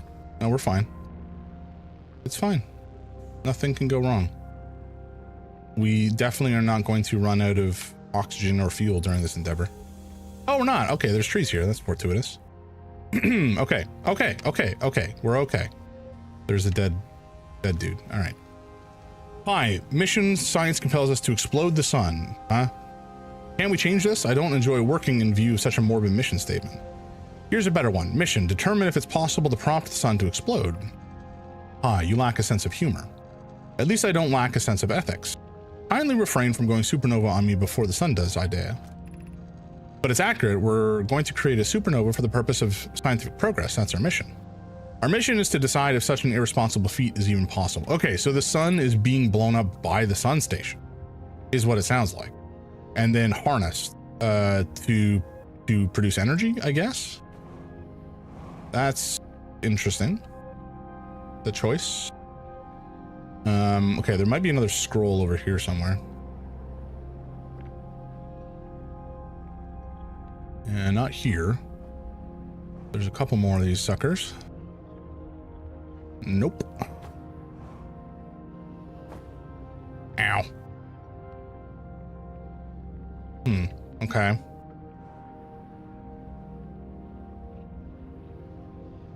Okay, I guess we just go down? Wait, is this where we came through? Yes. Okay, so we don't want to go there. Let's head down this way and look at the sun.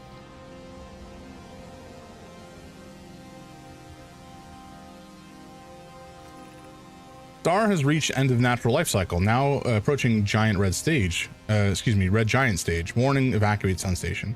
Approximate time until sun station is destroyed by expanding star. Oh God, we have less than a minute and a half.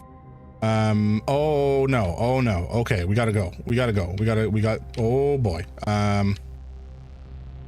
Okay, give me that.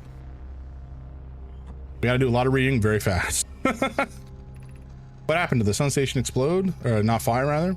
It fired, Yarrow, but it failed. The sun barely responded. There were infinitesimally small surface level changes, but they were barely visible even to the third eye.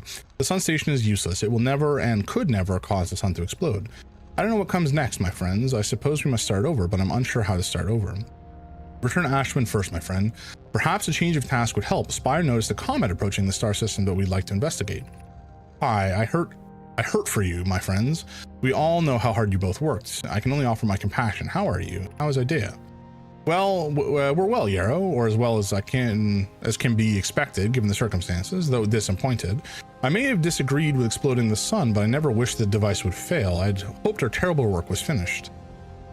Okay, so they were not able to cause the sun to explode. The sun is exploding naturally, which is interesting. Good. Okay, so then how do we get to the Ashwin project then?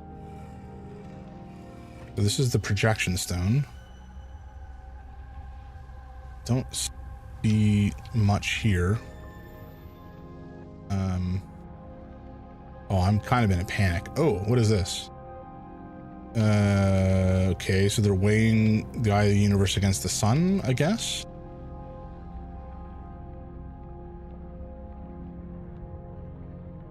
There's nothing else here.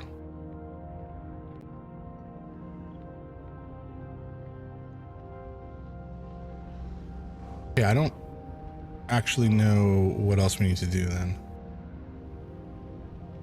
Oh boy, oh boy, oh boy, oh boy, oh boy, oh boy. Did I miss something over here? No, I don't think so. Oh, ow. Okay, we're dead. Very good. The sun station has been consumed once more, and we died.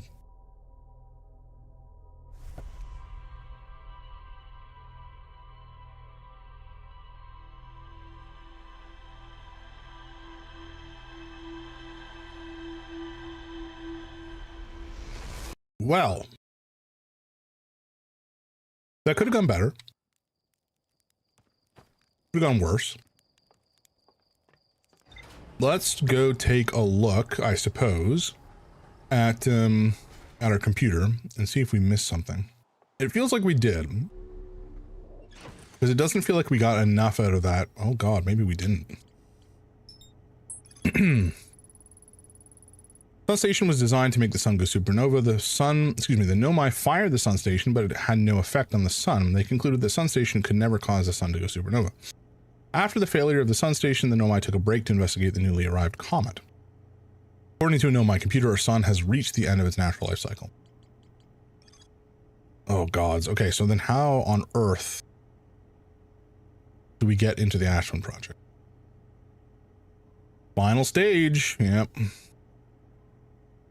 Central chamber inside the Ash Twin was physically sealed off by an immensely thick protective shell. Every memory recorded by Nomai statues transmitted. Advanced warp core was approved.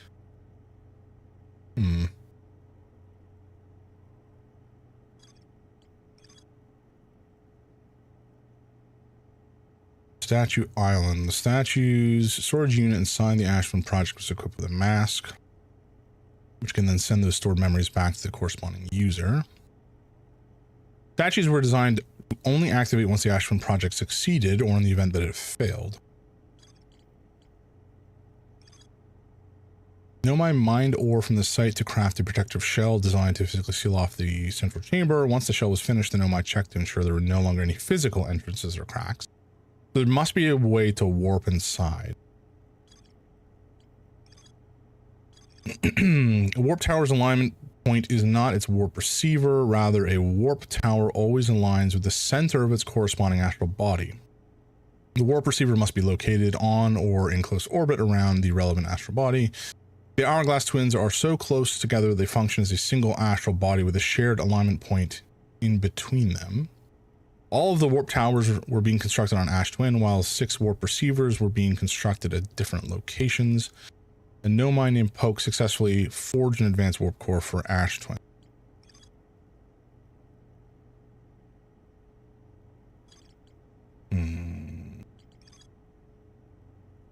The Nomai successfully reproduced the temporal anomaly first observed at the White Hole Station. The Nomai discovered they could increase negative blah blah blah.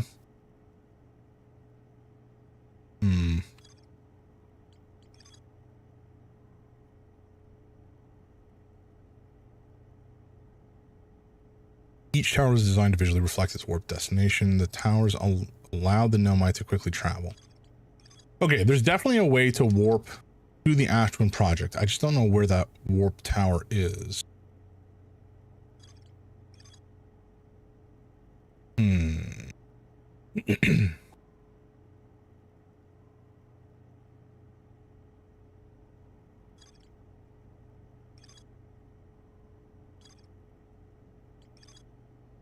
Unless it's in the mines?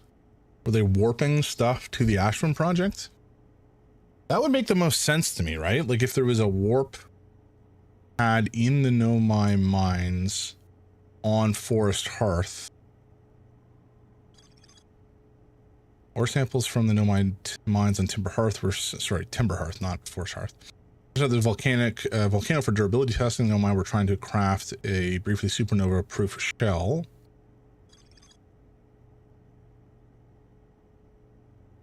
Pretty sure that there's no hints for ATP. Remember that the 2 aligned towers are the Hourglass twins.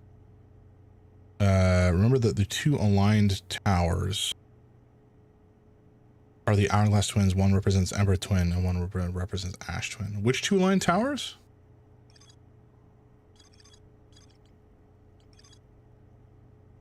These towers?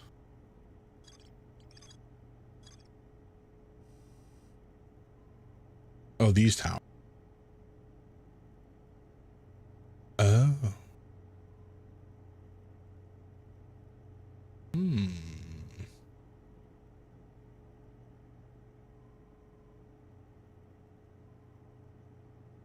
I see. This is definitely the Ash Twin Tower. So I think we have to check out these towers whilst we're on the far side of Ember Twin, perhaps. And okay, well, let's head to Ember Twin, or excuse me, Ash Twin. and see what we can make of the situation. I don't think I'm wearing my spacesuit, so I will die if I go outside. We'll have to just pray I remember that.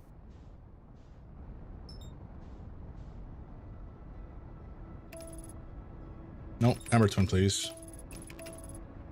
And please do not make me die. Okay. Gonna crack open a drink here, folks.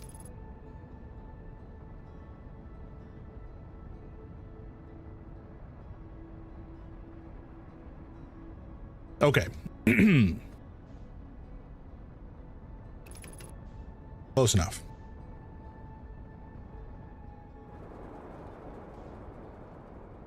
And we're going to just head over to the campfire and hang out there for a sec. Maybe for like 2-3 minutes.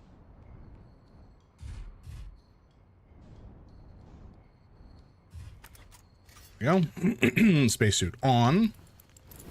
I almost forgot. It was close. And we will doze off for a couple minutes.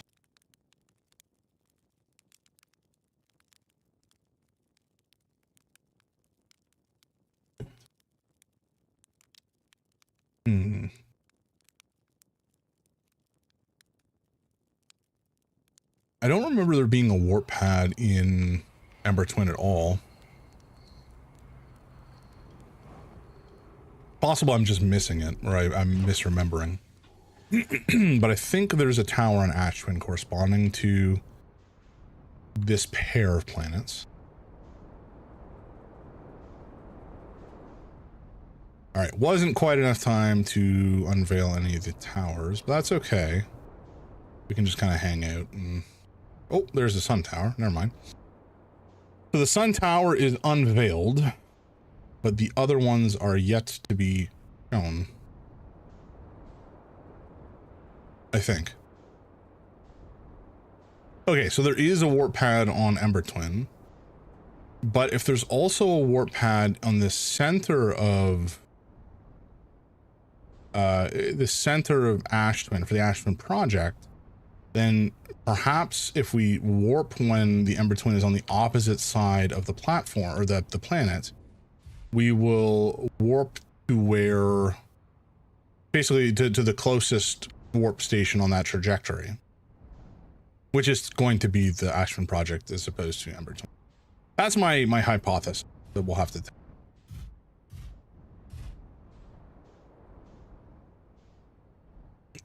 but of course I gotta wait for those twinned towers to unveil themselves, wherever they may be. Somewhere on here. I don't remember what they look like. We've seen them. I just, you know, I don't remember. This is them. This is, oh, they're broken. That's not great.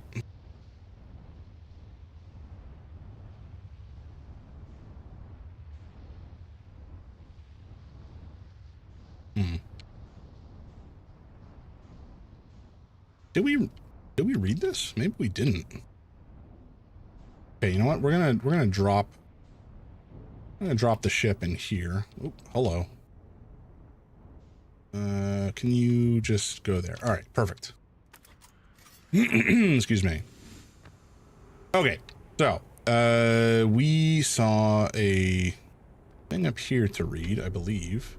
Maybe we did read this already. I'm just not remembering. That's entirely plausible. Because this seems vaguely familiar. We just need this thing to diminish a little bit more. And we can get in here and poke around a little bit more. But I suspect this is where we need to be. Which one would be which, though? It would be... Okay, give me a second. I wish we could access the ship's computer from outside, but I acknowledge it wouldn't really make a lot of sense. That's fine. Is this... Yeah, so this is a warp tower for sure. And this looks like a warp thing as well. Although this one's kind of busted.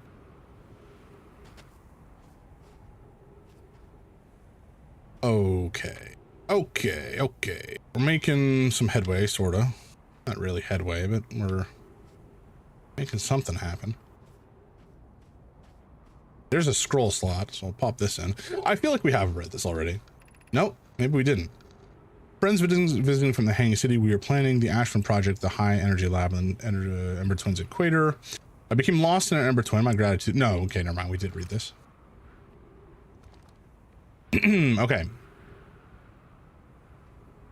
So that is a warp pad. But for which one? Oh, they're both warp pads. Ooh.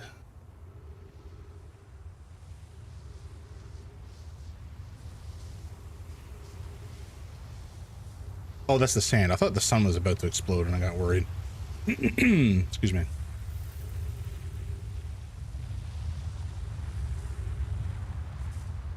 Okay, we're gonna head. Oh, startled me. We're going to head back up to the ship and take another look. The ship is gone. I should have expected that, truthfully. Well, all right. I wanted to say that this was the one that we needed to take.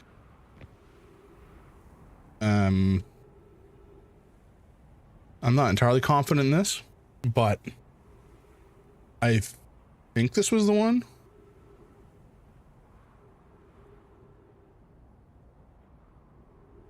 Because there was two halves. I could be misremembering which one it was, but there's essentially there was two towers here. Each one represents one of the twinned pair, and when this is pointing at the location, basically when this is looking up, it's broken so you can get sucked up by the sandfall. Yes.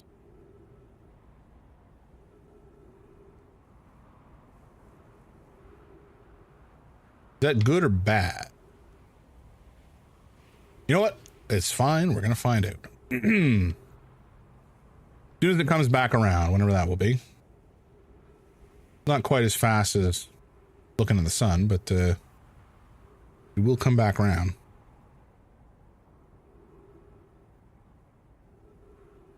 At some point, presumably.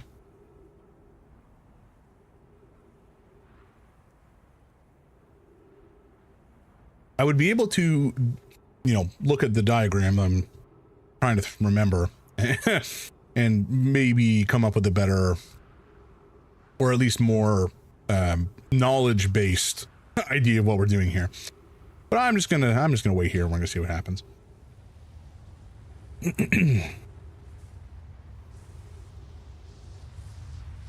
Alrighty, we are about to be facing the center of the two.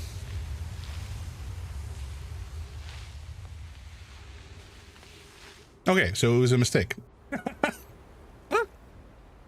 At least we can get back to our ship. That's a boon. Hello, welcome in, man. Good morning. How you doing? Ow, my bones. Okay, I didn't need those bones. Not all of them, anyway. We have so many bones. Do we really truly need all of them? That's my question. Okay, let's. Oh, hello. Let's put this under here. So hopefully it won't get sucked up. Just chilling. How are we doing today? I am doing not bad. I'm finally pestilence free for the most part. I'm still recovering a bit from my cold, but okay, I think it's pouring this way. Pouring this way. Gotcha. Yeah, I'm finally mostly free of my cold, which was not so fun. Kind of a wretched week as a result. But now that I am free of pestilence, I'm feeling pretty good, and I'm happy. I'm happy that I get to stream again. And I was talking about this when I started the stream. Like, you don't really know how much you're going to miss something until you can't do it. And I didn't really know how much, like, it was hard to kind of quantify how much I enjoyed stream. I still don't know if I could quantify it, but like, when I'm not able to do it, you know, I notice it. I miss it. It's just fun. It's fun being able to play a game and chat with folks about the game. And Jillian, welcome in. Oh, so thank you for the hydrate. Appreciate that. Excuse me. I will hydrate myself with Peach Vibe energy drink, which I'm sure is just as good as water, right? Right? I think I might have water around somewhere as well. Oh, there it is. All right, I'll do the water as well. Got to cook for my hairy son, but I'm keeping you tabbed. Good to see you. Good to see you. There you go. And I appreciate that. What you cooking up for your hairy son? Hydrate with Coke Zero, so I ain't judge. I feel that. All right, here we go, folks. Here we go. Hopefully sending us straight to the Ashwin Project, where all things will end.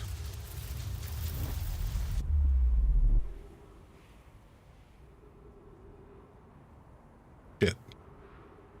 It did not. It sent us to the Ember Twin. Okay, so I was right. Ow.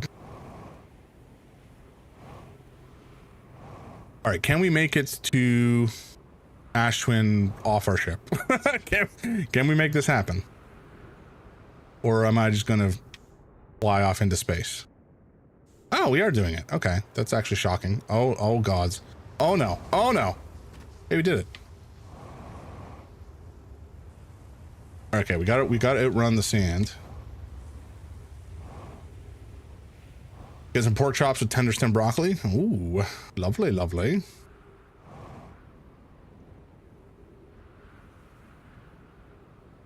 Alrighty, alrighty. We're heading the way we need to go, I think. Oh God. Oh no. Oh no. Come on. Send me down. Down, please. Thank you. Okay. So do I need to make sure I hit this thing so I don't... Broken. Unless maybe it's not broken initially. Maybe it breaks after the first pass. In which case we will... Okay, so we're going to test this one more time. If we get sucked up through here and don't warp, well, then there you go. I think we understand. But if this is not broken at the beginning of the cycle, early on, that might explain, you know, why we're not warping properly here. But I do think this is the correct warp power. Now, how to get to the ATP, that is the question, isn't it? By being a smarter individual than myself, maybe I could fly the ship into here. I can answer that. It's always broken. Okay, good to know. Good to know. We're going to try this one more time, and I'm going to assume it's going to suck us up.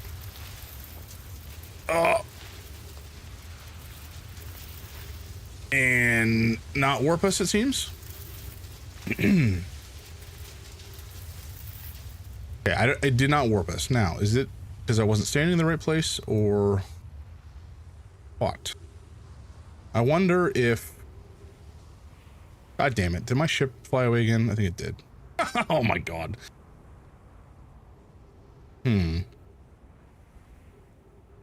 Okay.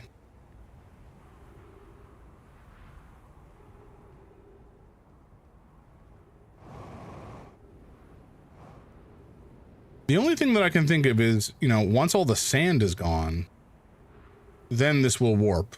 But then we'll have so little time to do anything. Maybe we try it anyway. Maybe we just kind of hang about until there's no more sand. Which I feel like we're getting pretty close to. If not, we're already there. Would you like a hint? Not for this cycle. Not for this cycle. In next cycle, yes.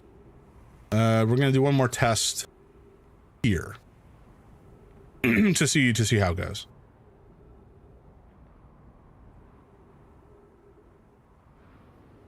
I mean, maybe I just like full blast downwards and hold myself against the portal, and that helps. Yeah, I'll be lurking. Oh shoot, sorry Flo, I actually meant to give you a shout out. You and Jillian both. And Biz. Oh my God, I'm slacking, folks. I apologize. Folks, there are 3 really rad folks who deserve a little bit of your attention and some of your time. Maybe not deserve. That's as much as I would like to say deserve. Nobody deserves your time. Your time is spent exactly how you wish to spend it. But I do think that these 3 folks are very cool and are worth giving a little bit of your time to. So, yeah, check them out, please. Give them a follow, give them some love. And I think they're worth checking out.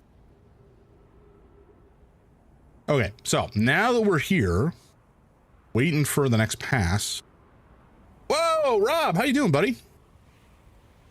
I am doing well. Welcome in. Actually, that's another person to give a shout out to. Give me just a sec, Rob. We're potentially about to get sucked up by an enormous sand tunnel thing, so just bear with me. But how are you doing? How did you enjoy stream last night? I thought you guys were playing Super Battle Golf after you were done with Borderlands, and it looked like a real blast. Oh, right, that's the wrong direction. Oh, gods. Oh, I did the wrong thing. Oh, that's so disappointing. Oh. Well, that sucks. Okay. Oh, no, I don't want to go to space, please. Oh, my God. Please.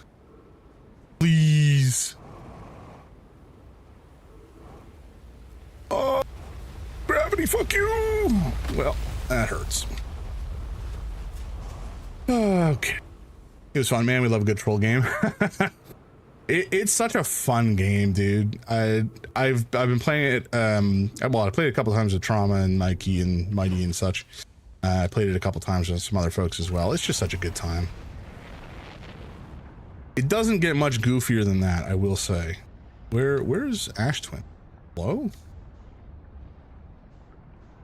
Well, the sun's about to go boom, so their timing is not spectacular. There it is. Okay, there's still a little bit of sand coming off the thing, so I don't know if we're really going to end up not having any to send.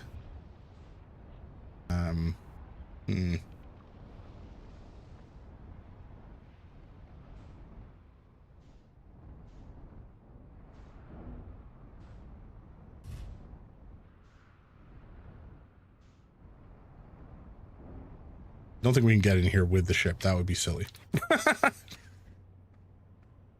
Did we find anything else out? No, not really. Oh, that's what I wanted to do. I wanted to look at this. Yeah, it is always broken.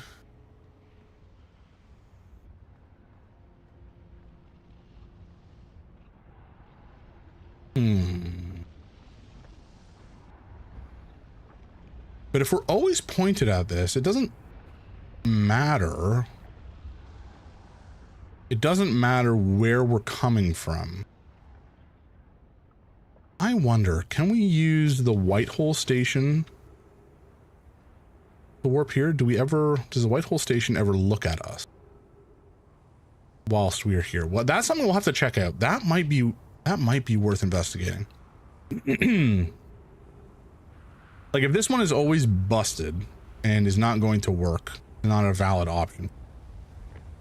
If we discount this as an option entirely, fuck. Ah, gods. Yeah, because there's no way that we can not get sucked up by this. Just gonna.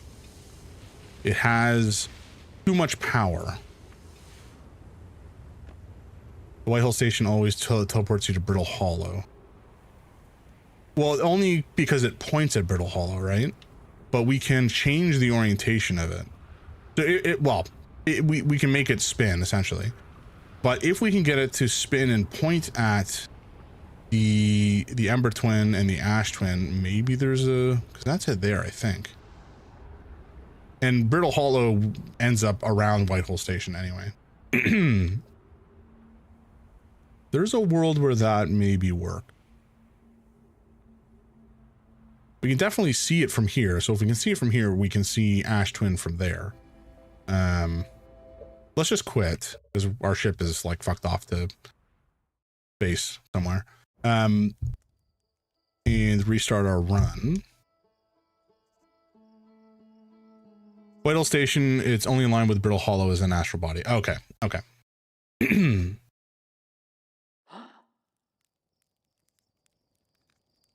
so yes, Lady Veep, if you're still there, a hint would be lovely, please.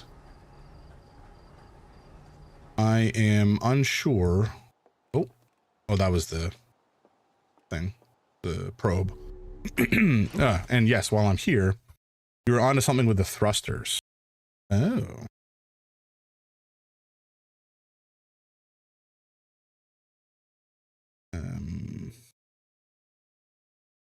Rob? Huh? Rob, what's going on? You're not showing up.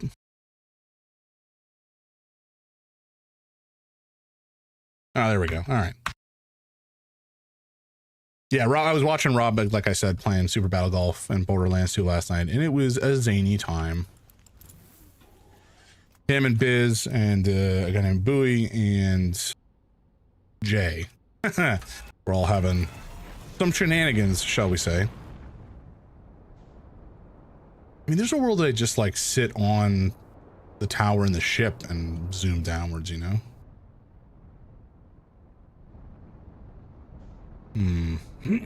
Excuse me.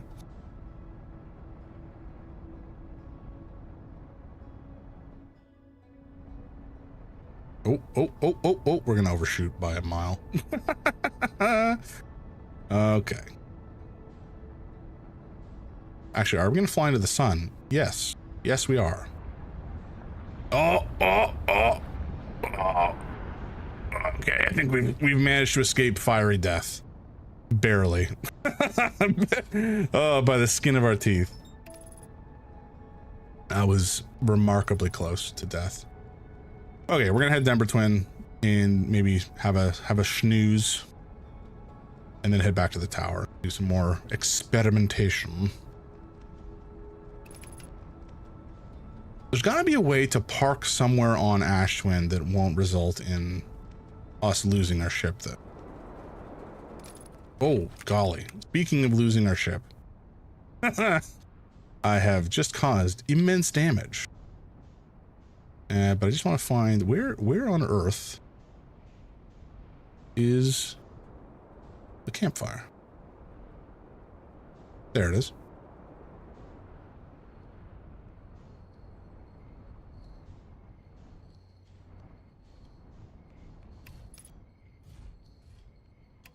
Nicely landed, more or less. And there we go, nice and fixed again. Okay, so we're gonna sleep for maybe 5 minutes again, maybe a little longer. Because it does take a hot minute to actually get that tower fully clear of ash. Tricksy.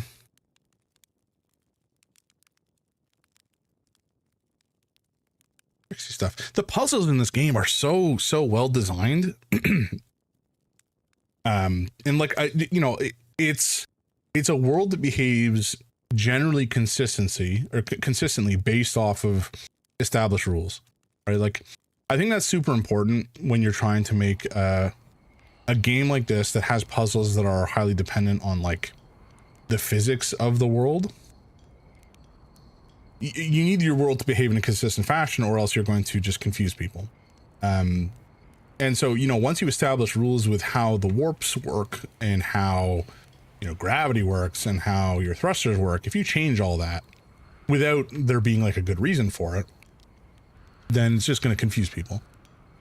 But I think generally speaking, this game has done a really excellent job of just kind of establishing how things work and then letting you figure out how to play around with those, with those rules in the world. And I think that's something I appreciate a lot in fiction that I consume, in that, like, for example, in a fantasy world, like a world building, I want the world to behave in a consistent way. I want the world to like have magic that is believable, but also like makes sense. an example of this is, you know, like the Harry Potter universe. You know, I grew up reading Harry Potter. Obviously, J.K. Rowling is a huge piece of shit,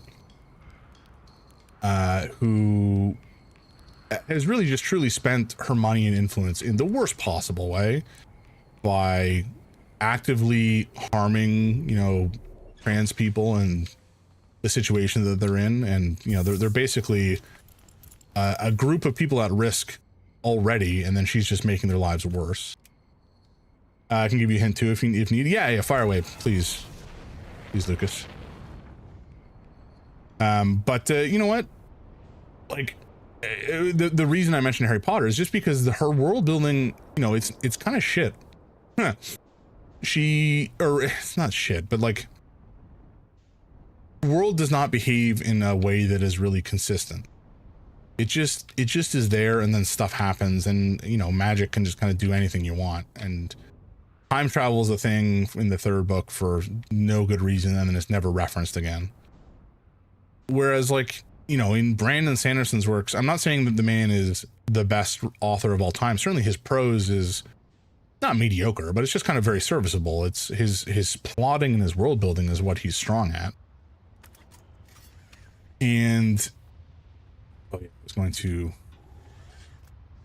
hold down whilst the sand is trying to suck.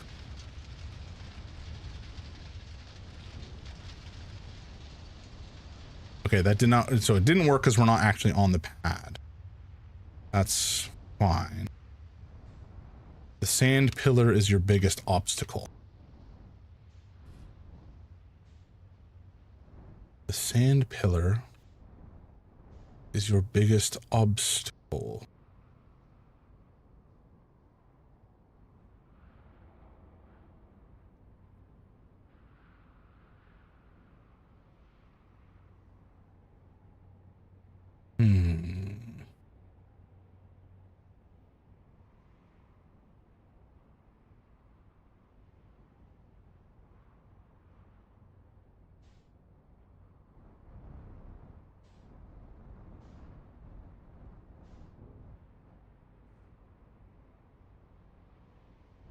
I'm trying to think what that means. Sanderson's worlds always feel so real. Exactly. Thank you, Veep. Excuse me, Lady Veep. Yeah, like his worlds are consistent and believable, and his magic works in like not realistic ways because it's magic, but it behaves in a consistent way. Like there are rules. As opposed to, you know, somebody just says abracadabra and then like a dog turns into a heron. You know, if there's a reason for that working the way it does, then sure, that's fine. But, you know, that's not really the case in Rowling's world. So I just, you know, I think there's a time and a place for where magic can be a little bit more squiffy and, you know, nebulous. Like it doesn't have to be a perfect knowable thing in all cases, depending on the kind of story that you're trying to tell. And, you know, this is why, as much as I shit on Rowling for her plotting and her oh right, I forgot about gravity's kind of screwing us here. As much as I deride her story for that aspect of her writing, you know, I think the stories are still fun. There's a reason they were so popular in spite of her current shittiness. I'm not suggesting that I think I will go out and like buy a Harry Potter novel, nor do I give a shit about the new Harry Potter TV series or whatever the heck they're working on. But just like, you know, I think there's better books out there these days. I wonder if there's another entrance to the tower that's lower. It doesn't seem like it.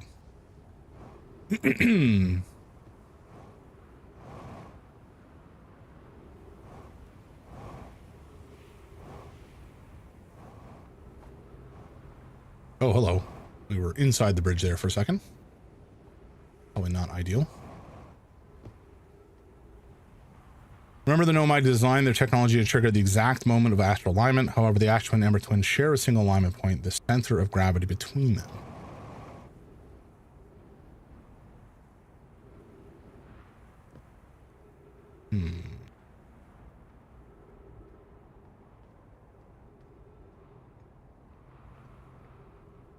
center of gravity between them. The center of gravity between them is going to be, well, it changes. Early on, it's basically on the Ash Twin side, and then later on it's going to be on the Ember Twin side.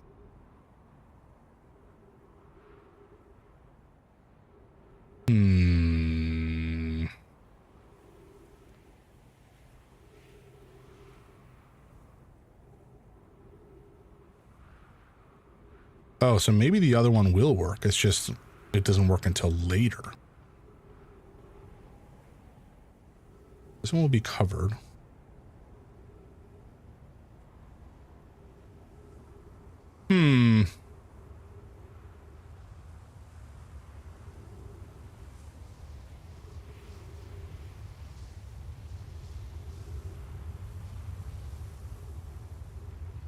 Targets that point between them. I mean, this is definitely going to transport us to that side.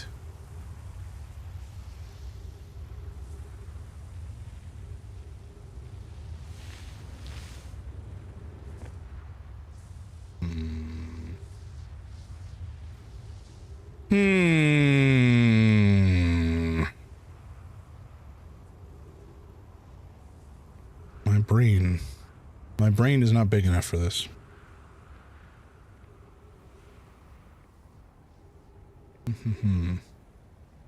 Excuse me.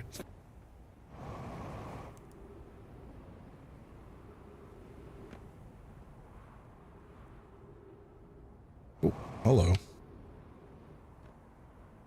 I guess we could maybe hide here while the sand is coming and then zoom our way over. That maybe would work.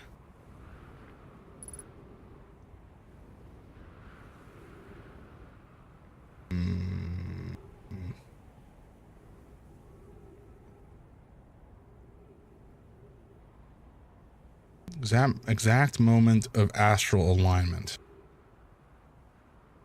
Ash Twin and Ember Twin share a single alignment point, the center of gravity between, which again is initially probably higher on the Ash Twin side, but I don't know if there was the tower that we need to use is not these towers, but that would mean both towers warp to the same place. If it's a matter of the towers pointing at the, no, they could warp to different places, I think.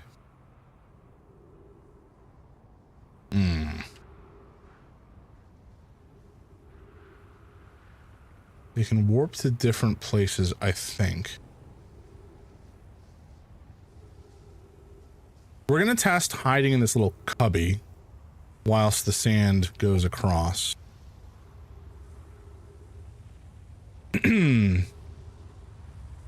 And see if we can zoom our way out. Hey! Hell yeah. Hey, my box, welcome in. Oh, I did it, yes. No help, or rather no thanks to my brain. Mostly trial and error. 17 minutes 50 seconds ago. I've been lurking, had to watch you cook on that. Yes, thank you Lucas and Veep for your hints and your help. I appreciate it. Okay, received data from previous cycles. Mask receiving data from probe tracking module, Giant's Deep memory statue, Timber Hearth memory statue. 5 minutes until end of cycle transmission. Okay, so we got 5 minutes before we die. What is this? Okay, so that's Ash Twin. But yeah, I'm glad you're here to witness that, my box. I'm glad there were witnesses to my eventual victory. It just took a hot minute. Today we finished the excavation of Ash Twin. Here in this space we carved, we will craft our most ambitious project yet, the Ash Twin project. Powerful enough to send information back in time. how far we've come since our experiments at the high energy lab. I still can hardly believe Rami's hypothesis was true. We've also finished relocating all subterranean plants we met while digging. We'll need to keep our eyes on how significantly we've altered the environment here. I would imagine very. Poke just sent the warp core for the final tower to us from the Black Hole Forge. Now Ashwin can be connected with Giant's Deep, where Cassava is working with Avens to craft the orbital probe cannon, and where Phlox is sculpting memory statues. Hypothesis: it was not by accident the core of our warp tower was the last to be forged. Hypothesis: the cores could have been forged faster if Cassava had interrupted my work less frequently to ask for updates. The important point is we're all connected through Ashtwen now, and also that I'm no longer needed for mediating your disagreements. Yarrow, our friends on Giant's Deep tested the orbital probe cannon today. Mallow tells me the cannon is doing well and that Avens advocates for more launch power. If anyone can coax the maximum power from a device, Avens can. But then if anybody can goad the device into exploding, that too is likely Avens. I love the kind of sassy back and forths. Perhaps I should check in with the orbital probe cannon crew in the interest of safety. Would it help to remind Avens that Mallow, his love, will be one of the Nomai aboard the cannon, or is Mallow part of the problem? Phlox and Daz finished the memory statues today, and they're truly remarkable. When the Ashwin project succeeds, or in the event it fails, the memory statues will activate, allowing us to gather more data before we shut down the project. Pi and Idea have worked hard on the Sun Station, and it is at last complete. If everything goes as planned, the structure will prompt the sun's explosion, which will in turn supply the power the Ashwin project requires. I'm impressed by their mental fortitude. This was the project's most difficult task, in more ways than one. We're nearly ready to activate the Ashwin project. Here is what will happen. First, the Sun Station will receive the order to fire the sun, prompting it to explode. Using the energy from the resulting supernova, the Ashwin project will send the order for the orbital probe cannon to fire back in time by 22 minutes. Exactly 22 minutes after these orders are received, the Sun Station will again trigger the supernova to send the probe data from this cannon launch back in time. In total, each cycle created by the Ashwin project will last precisely 22 minutes. We can end the cycle at will. Can we? That's good news. These words are difficult to write. The Sun Station did not work. Suppose we redesign the Sun Station to generate power of that magnitude, a supernova is still our only viable option.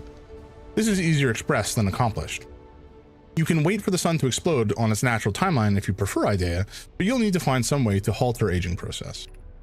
I believe we can still find a way to create a supernova, my friends. Don't lose hope.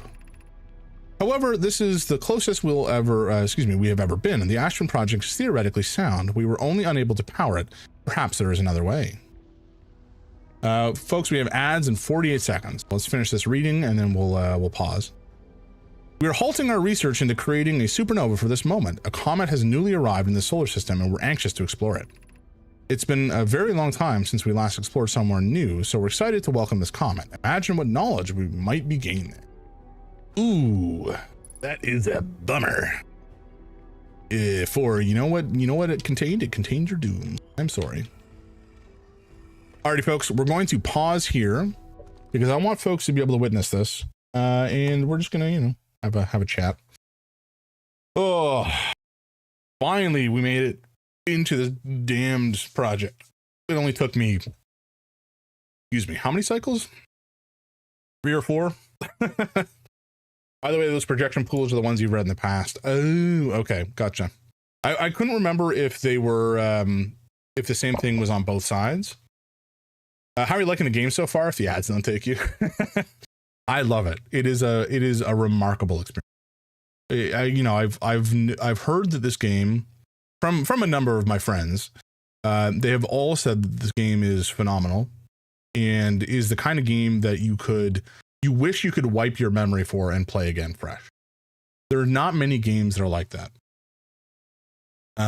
For me, like, I can completely agree with that statement. If I could completely wipe my mind and replay it, I would do that in a heartbeat. Same thing for the Return of the Obra Dinn. That's another game that is kind of similar to that. And same with Bloodborne. All of the Souls-like games, they have this feeling of exploration and discovery when you first play them. And it's just such a good feeling. And this gives me very similar vibes, although very, very, very, very different game. But you learn things as you play the game that you can't unlearn. Obra Dinn is so good. Yeah. Okay. My box, I played Obra Dinn just before this. So like maybe a month ago when I was playing through it. It was a remarkable experience. If you liked Outer Wilds, you will more than likely enjoy Return of the Obra Dinn. Now it is a different type of game. It's not so much an exploration and like physical environmental puzzle game. It's more like a deduction game, but it's just so good. And the way that you uncover the clues that the designer of the game has kind of baked into the various scenes you get to explore, it's so good. And the details are just like, you make these logical leaps based on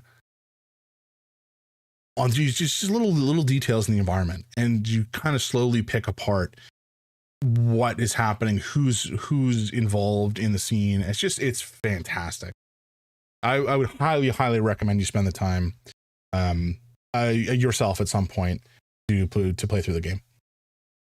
I think I avoided it for a long time. Actually, no, that's not true. I didn't avoid it. Avoiding it is not how I would describe it. I just didn't play it, but I wasn't actively avoiding it. It's just I had never got around to it. And this is one of the reasons I've actually come to love streaming so much, is I get to devote a fixed set of time weekly to playing games to completion. And playing these games to completion has made me very satisfied. It's got me playing games that are perhaps outside of my, like, not comfort zone, but outside of the type of game experience I might play just simply to relax. Although I do find this relaxing. It's just like a different, I don't know how to describe it. It's a little different than just playing games by myself. Especially because I get to like talk through my thought process as I'm playing the game. And I think something about that, well, first of all, with puzzles, it kind of helps me talk it out loud to an audience. For some reason, that it kind of helps me focus on what I'm thinking about, and potentially makes me a little bit more successful. But it's also just fun to, chat with people who've already played the game or are very experienced with the type of game, or, whatever. And then just, get to get their view on the game, and, their opinions and their excitement at discovering the same thing for myself that they had discovered way back in the past. Not that this is that old of a game, but it's just good. It's a good time. Watching people play Outer Wilds has become one of my favorite hobbies. Yeah, no, I totally understand that. I completely understand. And, it's the kind of thing, if I could absolutely see myself watching somebody play a game like this, just because now that I've experienced it for myself, I want to see how they experience the game. Because I think the way that you can approach this game can be very different depending on just how your brain works and how you explore and what order you explore planets in, right? It's the closest feeling you can get to playing it for the first time. Yeah, that makes perfect sense to me, right? Because you're basically exploring somebody else's thought patterns or experiencing somebody else's thought patterns as they experience it for the first time. Do I know To the Moon? I've heard of it. It's oh golly, I seem to recall it being sad and about exploring memories and possibly sort of an RPG format, if it's the one I'm thinking of. But I've heard it's very good as well. Alrighty, let's get back to the game view. But yeah, I'm pretty confident I've heard of To the Moon, if it's the one I'm thinking of. Okay, have we read this one? The Advanced Warp Core. Yes. We've read all this. Okay. So let's get motoring over this way and see what we got going on here. Artificial gravity control. Is that something that we want to futz with? What is this? Warning, removing the core will what? Removing the core? That seems dangerous. You're about to access the core while the Ashton project is active. Removing the core will disable the action. But if we remove this, do we not die? I don't think we have that much time. I'm kind of worried to do that. Okay, so we've turned off the artificial gravity. Now we're floating. And presumably if we open up the core, it's going to be somewhere up here that we'll be able... Oh, hello. I am not a good zero-G flightman. But yeah, I would hazard if we disable it and the sun explodes, then we die. You know what? Let's just do it. Actually, before I do this, folks, if I do this, is it going to brick my save? I'm pretty confident they wouldn't do that. But at the same time, I feel like I should ask.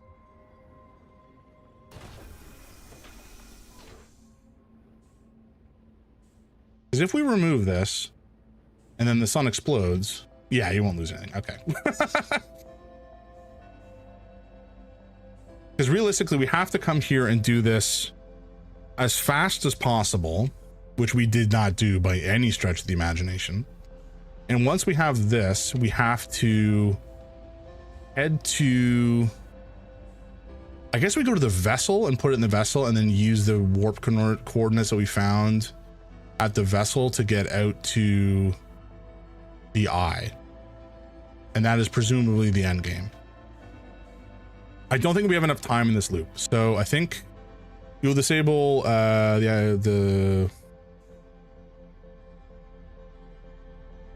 you will disable the Ashwin project. That means that the sun doesn't explode every 22 minutes anymore, but the sun will explode naturally.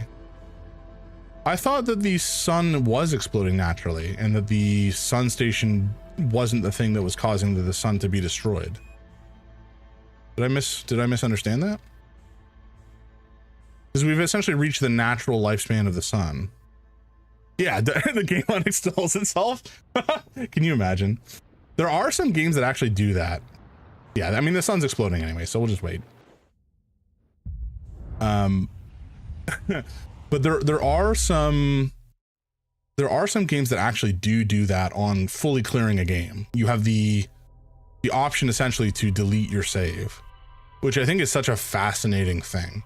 Because like, you don't really want to give up all of that quote unquote work that you've done, but also if you don't do it, I'm not going to say the game or spoil it, but I just think it's so cool when a game does something like that really challenges your concept of what completing a game is and what it means. And if you ultimately delete your save as a part of concluding the game, yes, you still beat the game, but like, what do you have to show for it? And all you have is your memories. Unless you backed up the save, I guess, which some people I'm sure can do. But I just think that's so cool. All right, up we go. We're gonna do it. This is the run, folks. This is the run. I'm sure I've said that before.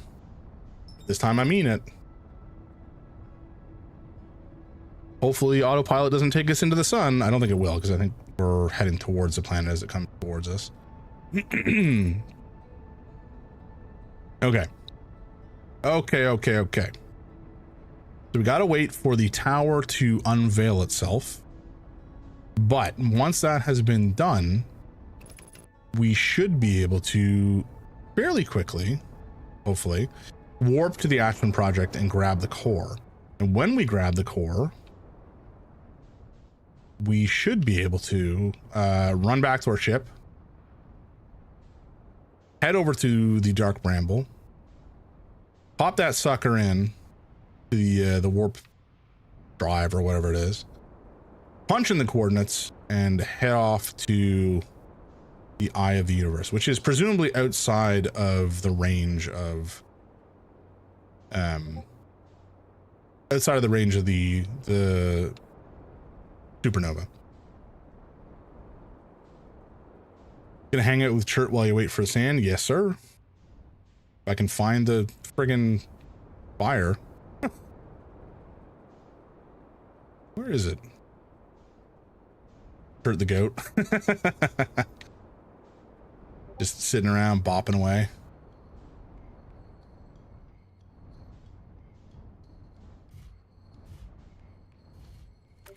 Yeah.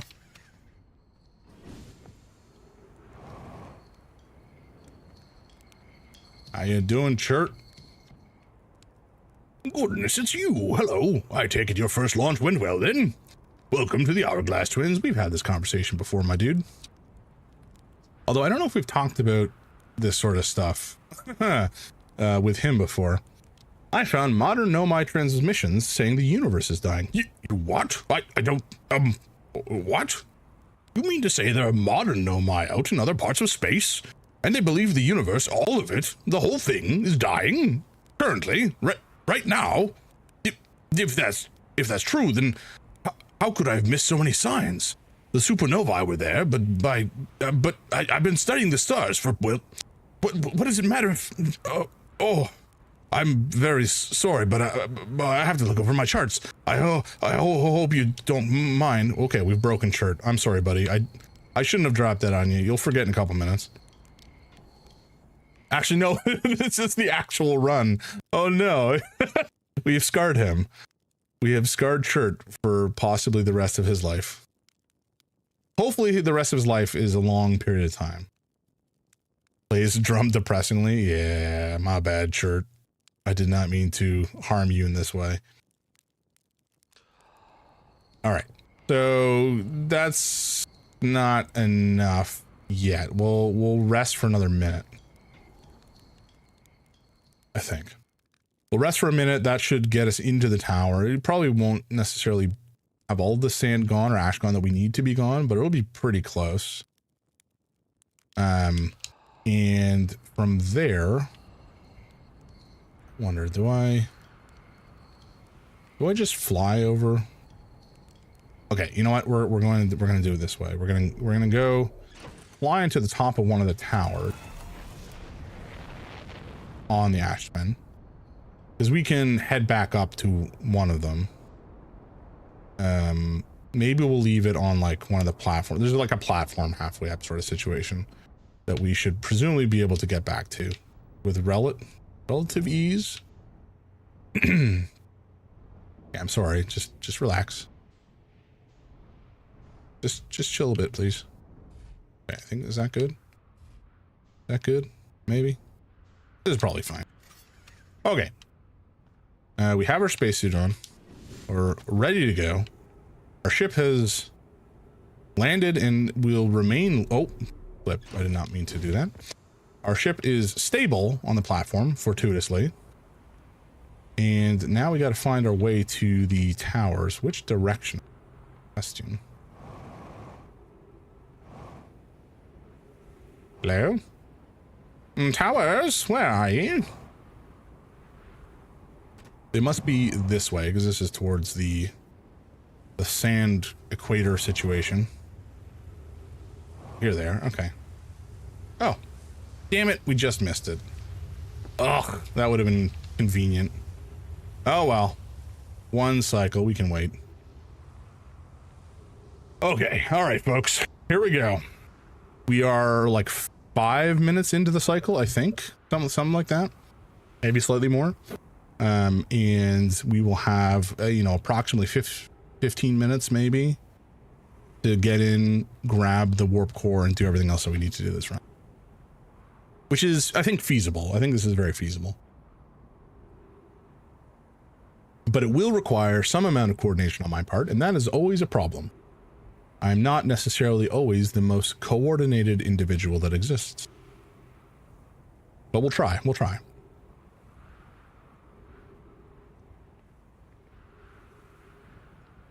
Okay, Sand, come on. You can do this. I'm locked in. Hell yeah. Hell yeah. Lock in, folks. We got this. We got this. 15 minutes till end game. We're beating it today. What's the time? 1:15. I have guests coming over at 2. We can do this. We can do this at any cost, at all costs. We must do this. I'm confident. Fine. I'm not going to biff it. Ember Twin, where are you, buddy? Come on, you need to Go a little faster, would you? Like punching over. Oh my God. My shoulders. Okay. Where are you at? What is, oh, that's Dark Bramble. That's fine. We don't care about that right now. Okay, we may have less than 15 minutes after all this is said and done. All right, here we go. Insert picture of that guy screaming as a whirlwind approaches, saying, here we'll go, or here we go, or whatever it is. There's a joke in there somewhere. I just didn't deliver. You know what I mean? It's fine. Hell yeah. Okay, easy peasy. Easy peasy chicken squeezy, as they say. All right, we're going to... Wow, we got... The gravity here is quite strong, actually. Whoa! A dude! What are you doing in here, bud? What? Self? What the heck happened? If you're me, then I'm as confused as you are. You think we have the same memories? Good question. Let's see. I remember all the time loops, including the last loop when I jumped into the black hole in here. What about you? Me too. Sounds like our memories diverge at the start of this loop. Makes sense to me, seeing how jumping into the black hole is definitely what created the two of us. Hey, what do you think happens if you don't jump into the black hole again at the end of this loop? Huh. That image is good. Oh, that's a good question. It's something I've been wondering about. We're in thoroughly uncharted territory at this point, unlike all the other time manipulation we've experienced. Are you being sassy? You can't sass me. You are me. This does kind of prove that we're the same person, though. At any rate, it's been good talking to you, me. Incredibly strange, but good. See you around. All right, bud. Good seeing you. That, I was not expecting that.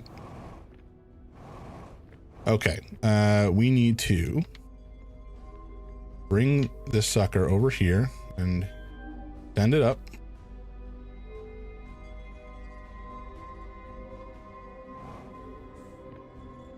Okay, I can't send it up enough, I guess, without the gravity being disabled.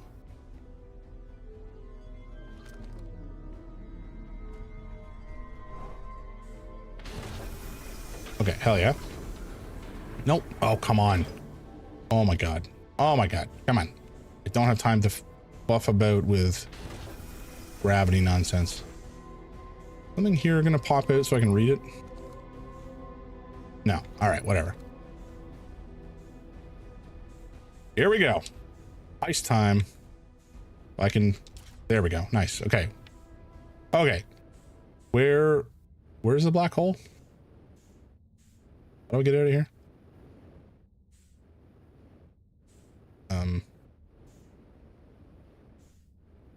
There was an exit. Where was the exit?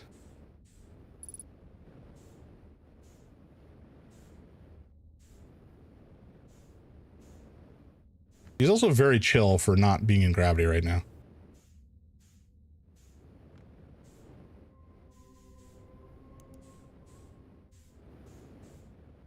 Maybe I just hit this again. It is. Okay. Oh, we're back here. Okay. Okay. Okay. I got you. And there's our ship,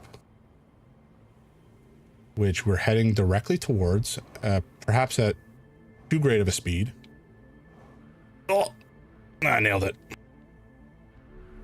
I'm a god gamer, as they say. Okay, time to buckle up and get out of here.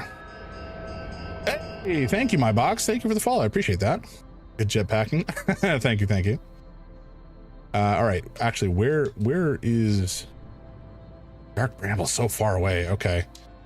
All right, autopilot, take me home and do not yeet me into the sun, please, for the love of God. I do not have time for it. I don't think the trajectory can take us towards the sun at this stage, but you know what? The autopilot can give it its best try. Certainly has done so in the past. Okay, so we're heading towards the Dark Bramble. We have the warp core. We have a limited time to get to the ship, but I think that we can do it.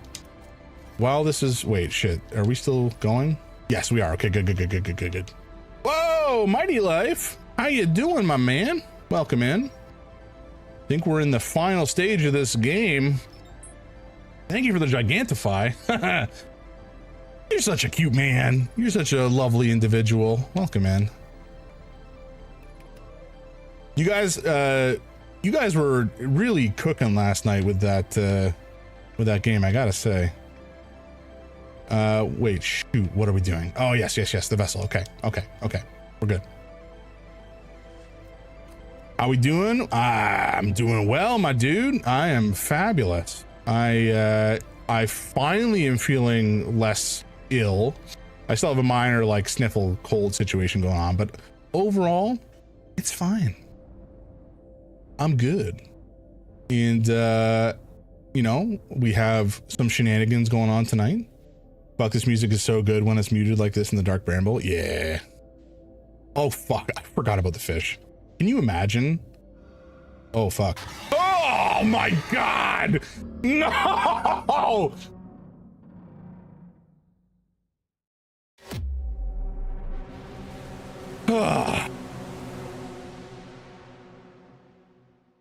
Well, I destroyed the fabric of phase space-time, folks. Sorry about that. My bad.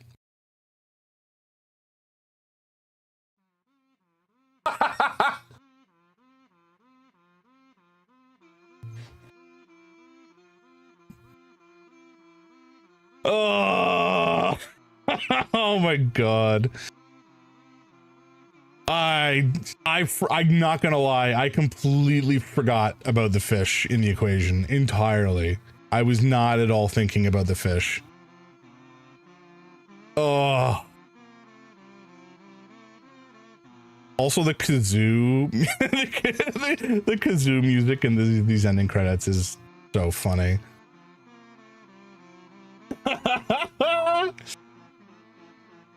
Well, thank you for watching me play, folks. I hope you enjoyed the experience. We've gotten the bad ending, it seems. Oh my god. The truest ending of the game, amen. Yeah, no kidding. I have to imagine like a not small percentage of folks hit that ending as a part of playing through the game. Oh my god. That's so funny. Noble, welcome in, buddy. I don't know if you just saw what just happened, but we broke space-time and ended the universe. So, you know, not everybody can say that. Takes some work. Back from breakfast. Very, very nice. What'd you have? What'd you have cooking? If every game doesn't have a kazoo ending, I don't want to play it, right? I completely relate to that. Okay, back to Ember Twin. Things are fine. Saw the tail end of the credits, but now we'll let add to it. In essence, we figured out what causes the time loop.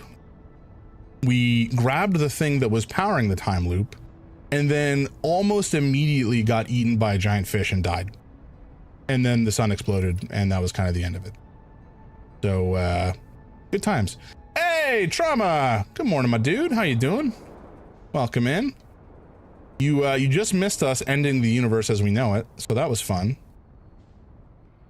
Went to a new restaurant that specialized in chilaquiles. Got some chilaquiles rojo with birria and the Cafe de Olo.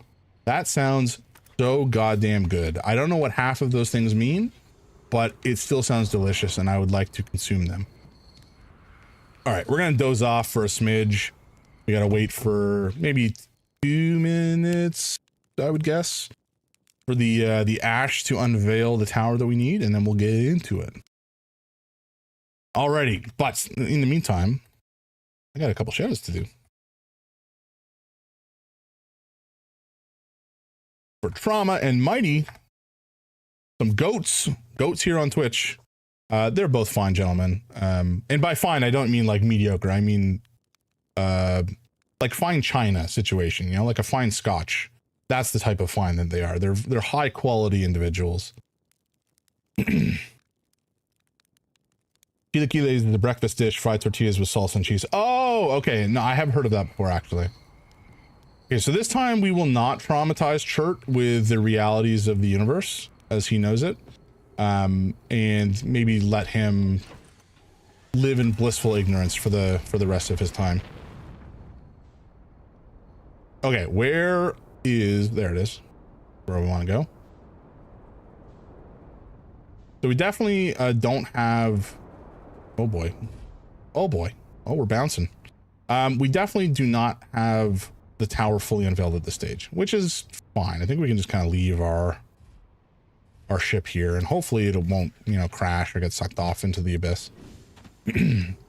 Breakfast dish: 5 tortillas with salsa and cheese, add stewed beef and eggs, and then a coffee with unrefined sugar and baking spices. That sounds remarkably good, actually, that coffee. Oof. You go for all of that right now. That's something that I wish we had more of in Toronto, is really excellent, you know, Mexican style food. We do have some good places, but like it's not as common. Although I'm sure that there's a number of places. Toronto, don't get me wrong, Toronto is an amazing city for food. If you guys are ever in Toronto, we will hang out and go get some good grub, because there's a lot of it. You know, it is a very, very multicultural city, which I think is something that as a Torontonian, as a Canadian, I'm quite happy with and proud of. Just because we have so many different ethnic groups. Oh gods, oh no, oh boy, we're getting sucked up. Okay, we managed to dodge the suck. I don't even know what this thing is called. I think it's just like the sand tunnel, or doesn't really matter, not important. Fantastic Mexican place Alexa, Chris, and I go to in Niagara. You know what? I might have actually been to that one. Is it like well, yeah, you know, without more information, it's going to be challenging to say if it's the same one I'm thinking of. But I have been to a really fantastic small Mexican place on my way to visit some folks out in Niagara. Tacos and tequila. I don't think that was the one that I went to, but that does sound good. I grew up in a town that's majority Hispanic, so I've been eating Mexican food since day one. Oh, I was so jealous. I love Mexican food. I mean, okay, I love food, full stop. There's so many different delicious dishes from, oh, I shouldn't be here. I should be somewhere else that won't receive the suck again. This is not going to help. How do I get down below? This will sort of help. There's so many different dishes that are so delicious from all different cultures. And again, that's part of the reason Toronto, I think, is an excellent city, is because there's just so much to offer. Now, you know, it's a pretty big city, so getting around and to those places is not always necessarily the most straightforward. But there is a semi-functional subway network. No, I kid. It is very functional. It gets a lot of flack for being kind of stupidly constructed in terms of the coverage in the city, but it's not the end. We have a rapidly growing Cuban and Salvadorian population here now, so we're really seeing a lot of that blow up. Hell yeah.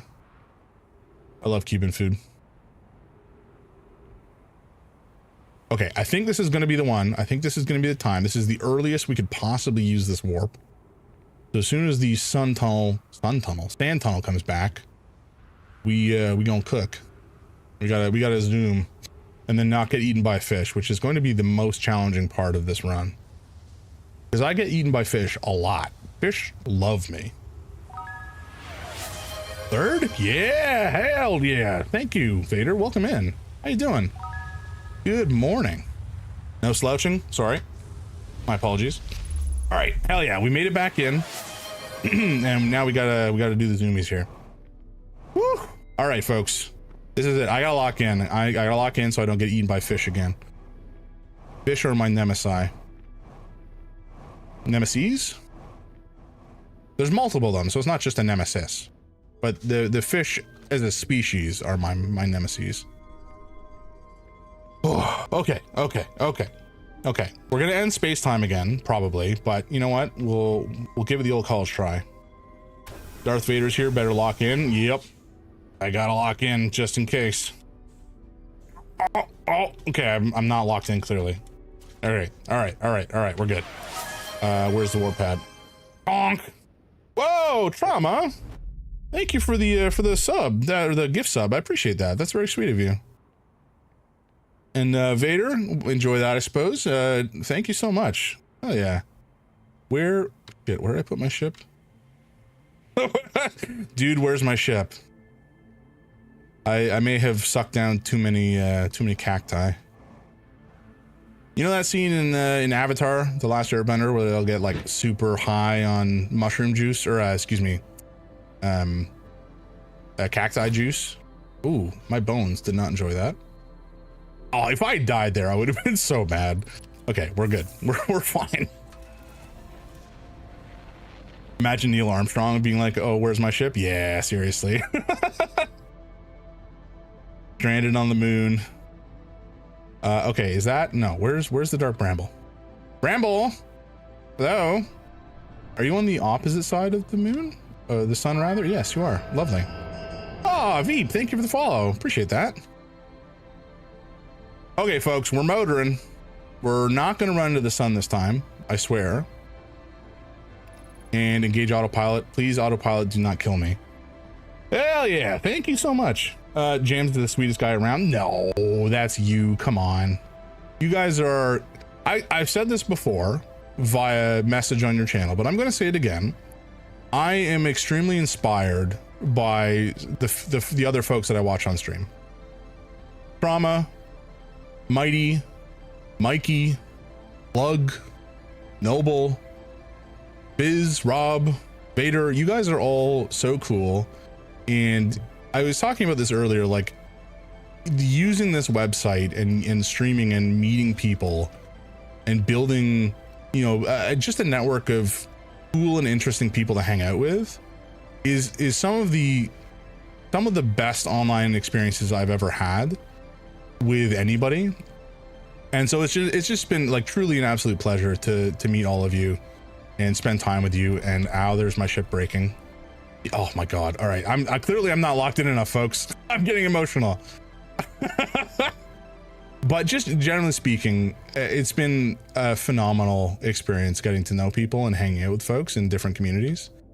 And I wanted you guys to know that you are delightful people, all of you. We are breaking up, chat. I mean, certainly my ship is breaking up. And I don't remember if there's fish in this part of the... Oh shit, I don't want to go there. Oh gods. Oh no. Stop. How do I stop? Okay, okay. Oh god. Oh no. Okay, you know what? Let's go out. We're just gonna go. We're gonna, can we drop this? We can't drop this. Okay. We're gonna go out. Fine. Fine. I'm gonna heal the cockpit. Or not heal, repair. Oh. Okay, we can repair while holding something. Thank god. I don't know if we, strictly speaking, needed to repair that, but you know, it's fine. Stop having feeling. Start winning the game. On it. I'm on it. Yes, sir. What am I doing? Oh, I need to. Oh no! Stop. Okay, I need to go to my console, and I need to go to rumor mode and to the vessel. Here we go. All right. Ask me out for dinner first. Okay. Okay. Okay, we're going this way. We're going this way, and for the love of God, please, I don't want any fish. I like fish as much as the next guy, but like... No, that's the wrong direction. Okay. So we're gonna blast. Okay, that was a fish.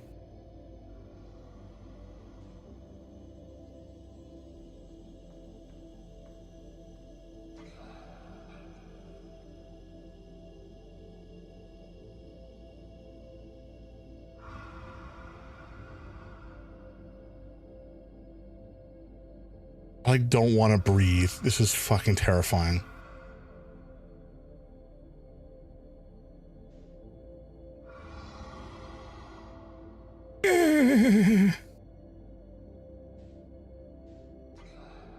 Please do not. Oh, I want to go, but if I go, we will piss off the fish. I think there's a way I can risk it, and I can go a little faster.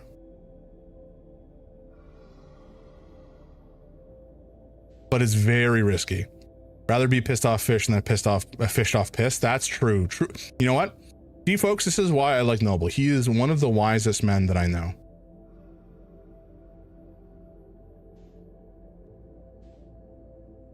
Okay, we're pushing forward slightly.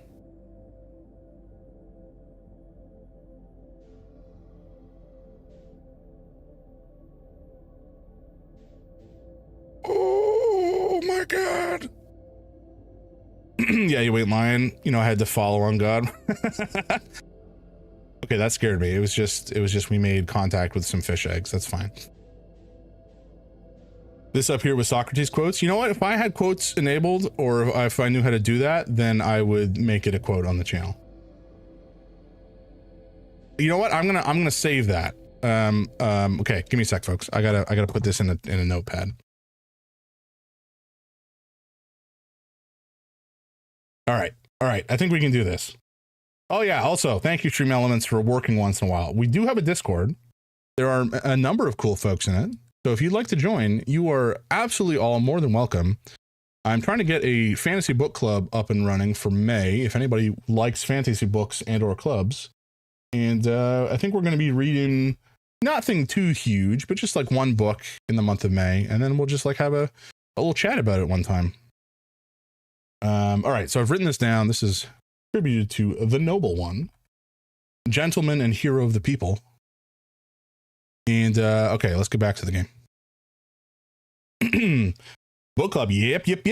One of the books that I have suggested we check out, at least for the first month. Although again, this is a democracy, right? So we'll put a couple suggestions forward, and then we can all vote on which one we want to read.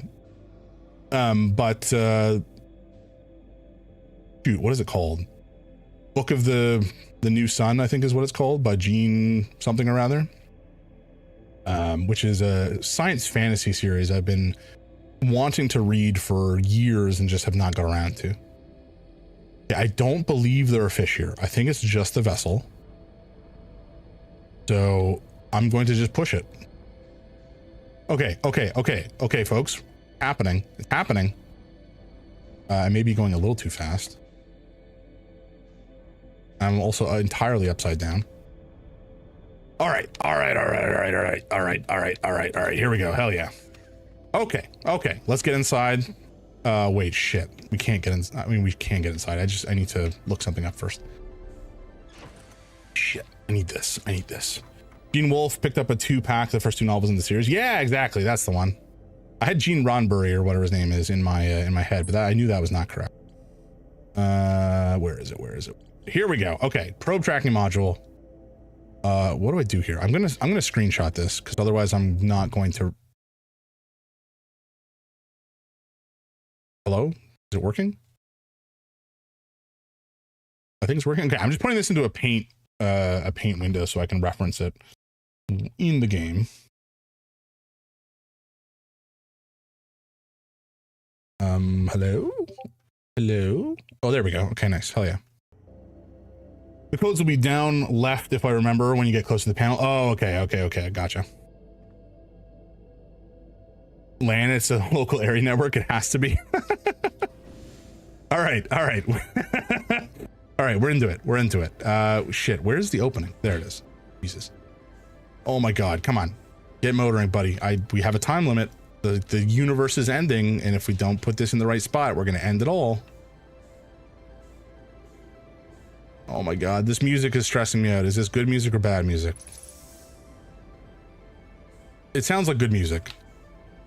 Insert warp core, yes please. Thank you. Okay, we have gravity. That's actually handy. This we need to put here so we can activate the panel. Oh, okay. Yeah, just end the universe music, no big deal. It's peak music. It's so good. Okay. So here to here to here, and then down. And then we do a crossy thing. Here to here to here to here. And then we do a big old sideways S sort of situation. Oh, you're right. It was in the bottom right. I'm just a goober and didn't notice it before. Good shout. Ah, no, no. How do I fix this? Okay, thank God.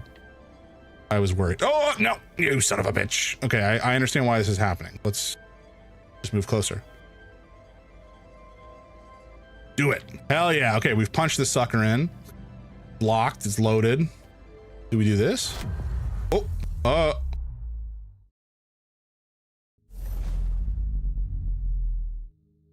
oh. Well, that's badass as hell. Okay, so that's our sun. That sun is going to explode. And I don't think it matters because it's not going to hit us here. Okay. Wait, shit. We don't have a ship. Okay. Awesome job. Thank you. What does this do? Oh. Huh?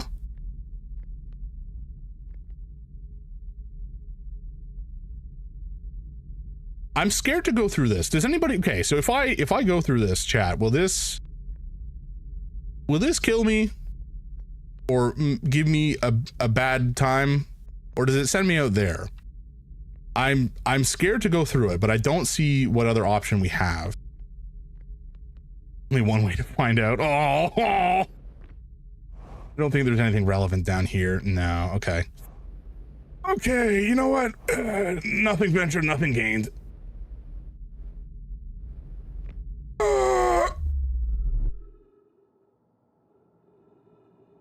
Huh? Oh God, we are so far away from the vessel. This is this the eye of the universe, or is this the quantum moon? This looks like the quantum moon, but it's possible the quantum moon just looks like this because this is what the eye of the universe looks like. James literally made it farther in one stream than I have in my 10 hours. Come on, that's not true. You are all extremely intelligent people. I have complete faith in your abilities to complete a game like this. Hey, Alex, welcome in. Welcome in. How you doing? Happy Saturday. We're playing Outer Wilds, and this has certainly been a time. Excuse me. Okay, so this is ominous. This certainly looks like a break in space-time.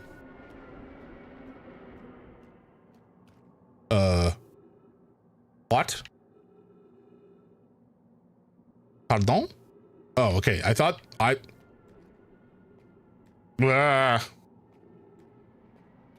this is scary. Oh, huh? Freeze detected.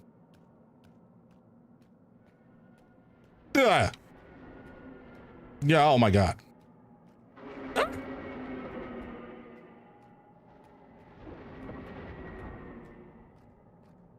Yeah, this is terrifying. I'm just walking kind of aimlessly. Oh boy, hello. That's a tree. Okay, I should maybe just chill for a sec and try to see something illuminated in the distance, because there is a wall here that I believe is impassable. Give this man a chainsaw gun. This could be doom. James is saving the universe in the morning and winning a super battle golf match at night. What can he do? So many things. So many things. Most things, in fact. Oh, wait, hold on. There was something there. Oh, it disappeared. God damn it. Okay, so there is quantum shenanigans going on. Oh, that was enormous. Oh, hello. So do I have to... Oh my God. Okay, what do I do? I think walking aimlessly is not going to help. I can turn on my light, which is probably something I should have done to begin with. But I think I need to... It's all quantum-y, yeah, every time the lightning flashes, things change. Exactly. But that looks like a bungus in the universe that we should head towards. Yep, that looks promising.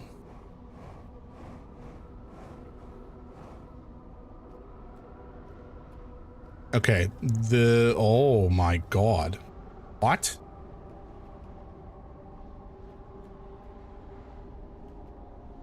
Enter the bungus.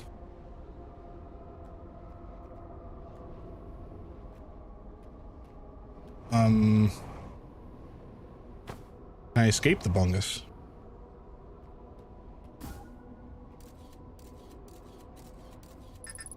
Well, all right. Going in that direction is probably a bad idea.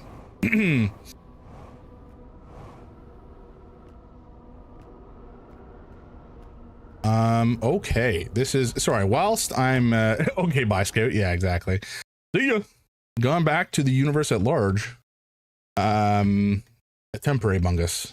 A temporal bungus, perhaps. Just gonna be a shout out here for Alex Fire. Streaming Resident Evil Village, hell yeah. I played that game back in October and it was remarkably fun. I'm playing Requiem at the moment, although I didn't play this week due to being a diseased, pestilence little rat man. But you know what? It's a good one. I'm still trying to decide if I like Village or Biohazard, like 7. Huh? Oh, you know what? Okay, let's go to the North Pole. Let's head to the North Pole, because I think on the Quantum Moon, the North Pole side had some stuff going on. So I'm guessing that the Eye of the Universe itself will mirror that to a degree. I think I almost got hit by lightning. And there was a reflection of the Eye of the Universe on the north end of the Quantum Moon, so I'm guessing it'll be similar, unless we run into like a wall or something, which we might do. It has just got to the sad part. Ooh, bummer. Is my light off? No, it's still on. Okay. No, wait, hold on, wait a second. I came from the North Pole. Huh? Maybe I was supposed to enter the bungus. I'm a little confused. Whoa, that's a lot of light. Light show going on.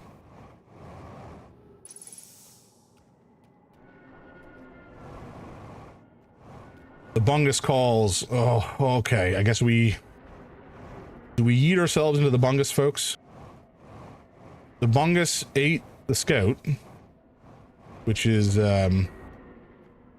perhaps representative of what will happen to us if we enter the bungus.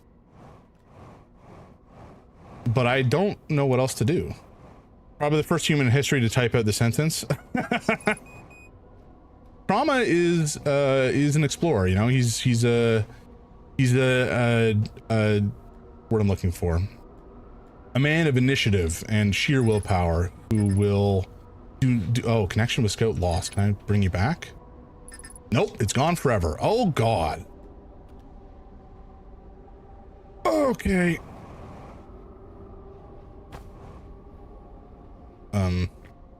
Wait, was this a hole? No, it's just... Okay, maybe we walk up the side here and maybe we can drop in? Yeah, alright. Okay, into the bungus we go, my friends. Into the depths of the universe. Oh, this feels like a bad idea, right? Oh god. Okay. Oh, hello. Excuse me?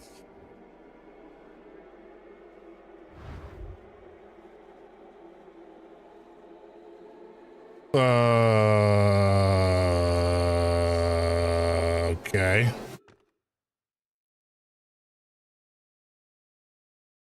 Huh?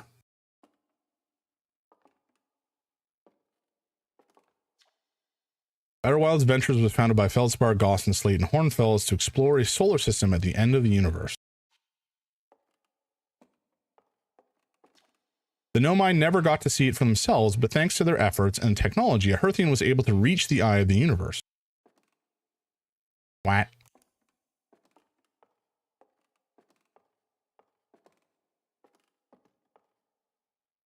Pardon? The radio tower on Timberhearth was built to receive transmissions from our deep space satellite and housed some of the last ever photos taken of the entire solar system. Hornfels noticed a curious anomaly in one of the photos, but it ultimately went unexplained. Oh, oh God, this is the ending? This seems bad. Me when the when the bungus of the the Nomai who came to their solar the Nomai who came to our solar system were following a signal from the eye of the universe. Oh, that was the DLC. Okay, gotcha. They perished when the interloper arrived, bringing with it the deadly substance we called ghost matter that flooded the entire solar system almost instantly and without warning. Yeah, that was a bummer of a find. Like, one of the Nomai that had found it was running out to try to warn the others, but it just then it erupted and kind of wiped out all of them. It was depressing. Of all the, the anglerfish, why did you not die from the ghost matter? Of all the life forms who will perish in the oncoming death of the universe, we will miss the anglerfish the least. Truth. Amen. At the end of its lifespan, our sun collapsed under its own gravity and then exploded in a violent supernova. That did indeed happen. We read this already. Did we come from here? Oh, huh? Okay, I guess we have to go up the stairs. Good to know. Alrighty. So the bungus took us to a degree back in time, I guess. Or forward in time. Hornfels observations. This is incredible. At first I thought the points of light in this image were stars, but they're not. They're galaxies. And this image covers just a tiny patch of the whole sky, which means the universe contains at least 1,000 times more galaxies than we previously imagined. I think I need to sit down. Where? This is odd. According to my redshift calculations, every single galaxy in this image is moving away from us. In fact, the farther away a galaxy is, the faster it appears to be moving away. It's almost as if the entire universe is expanding. But if that's true, was everything closer together in the past? And how far back can we extrapolate? Did the universe have a beginning? Important questions.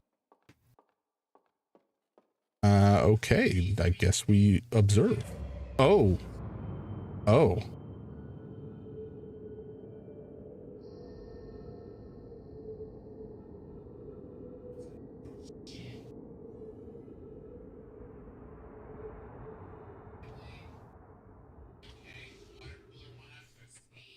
Oh. Oh, no.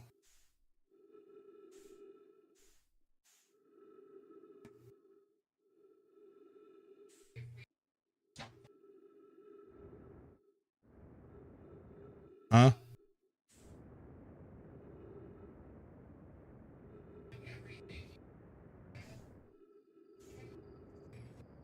I see something here. Oh, wait, what?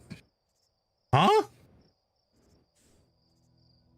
Is this the beginning of the universe?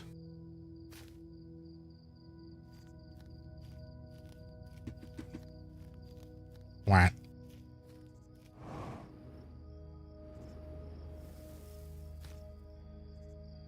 Oh, sorry. Oops. Oh, no. I think I might have just annihilated a whole star system. Yikes. Hey, man, be careful. You just wiped out a galaxy. Yeah, that's my bad, folks. I'll try not to do it again. Oh, wow. Okay, there's some blue. Oh, the blue ones are. Oh. Oh, no. I'm sorry.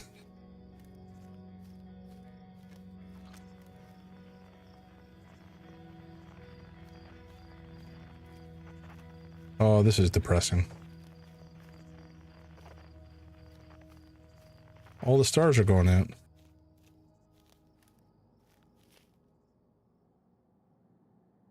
And now we're alone in the dark forest.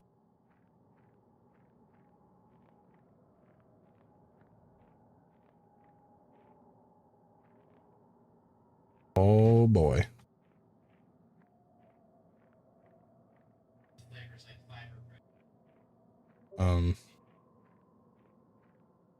Huh? Unidentified signal. Oh, who's this? This Feldspar somehow has made his way to the end of the universe too? Or is this me? It looked like it was me, but also a tree?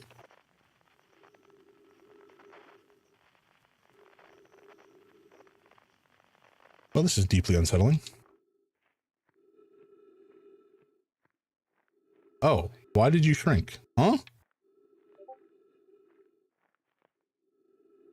Why?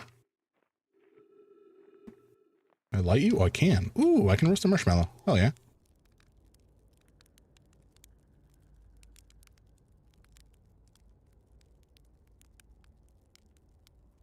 Oh, you know what? It's fine. We'll eat it anyway. Oh, hello. There's some trees. Oh. A rocking chair. Want the marshmallows taste extra good? Esker. Who the heck is Esker? Do you hear music? I do.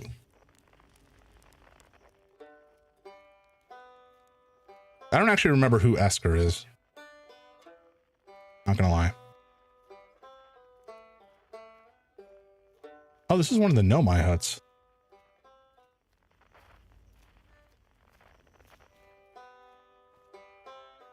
Oh, no. He was on the moon. Oh, the Timberhearth moon. Oh, okay, gotcha.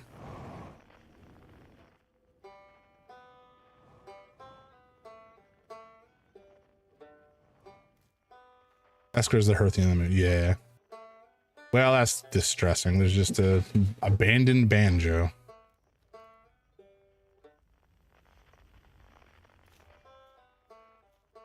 Can we get in here, though?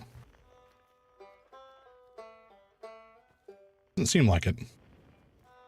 Unless I've just missed a very obvious entrance, which is very plausible. Ah, there we go. Now it's broken. It was not broken earlier. Oh, oh God. We can go very high.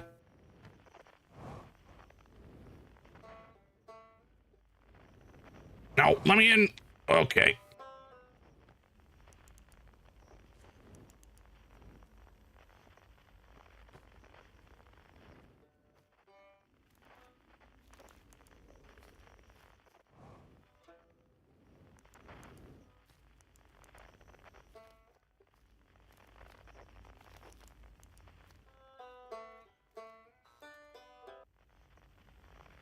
I am...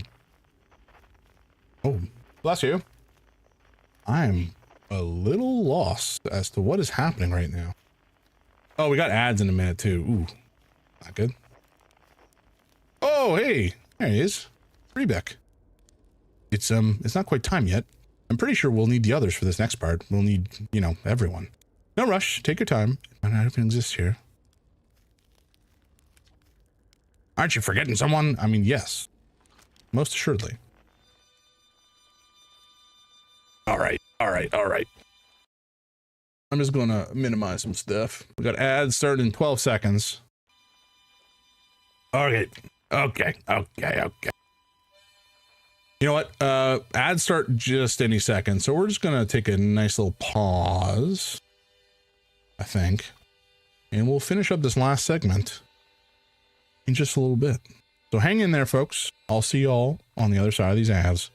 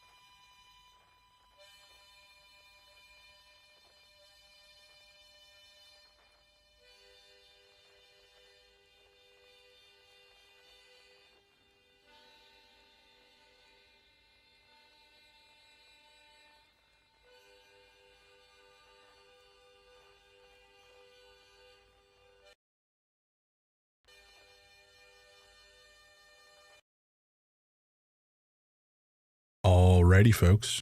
We are back. Back from those accursed ads. We gotta find some more instruments. I think... I'm not sure what we're gathering all the... Oh! That was a fish? That scared the shit out of me.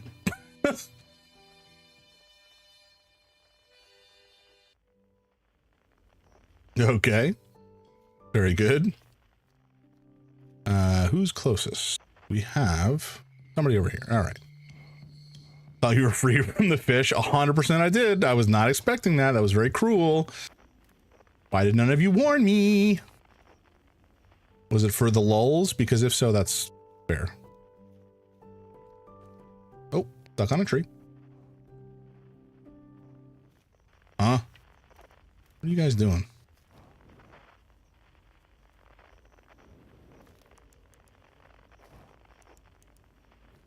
I'm not sure what's going on here, but sure.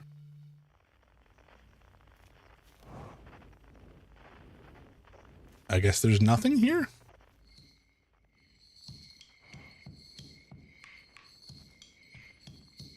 All right, well, here's the drums. Oh, no, this is... Huh? Telescope? Oh. Oh my god, what is happening? I feel like I'm having a stroke. It was trippy as hell. Hey, Fresh, how you doing? In the ancient glade, it's always dark. Okay. Yeah, it's always dark, sure. Doing all right? I am having quite a time.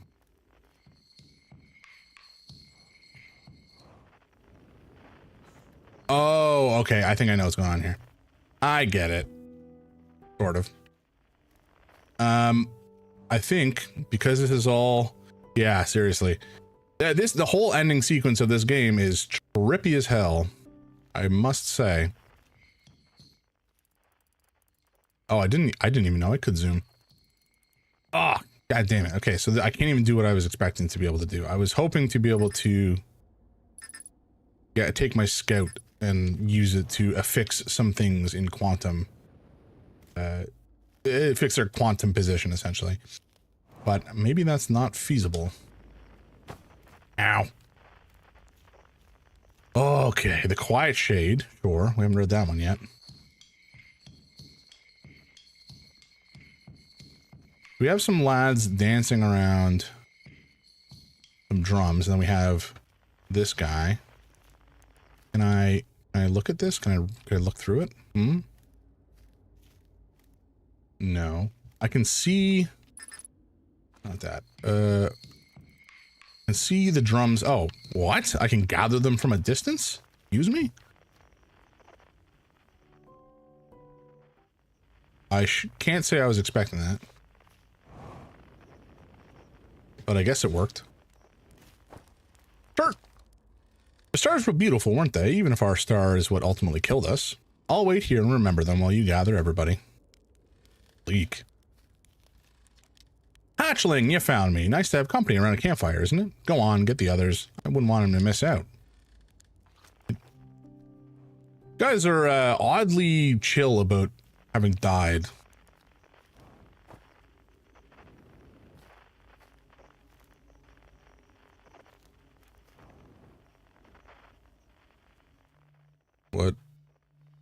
What is happening? Huh?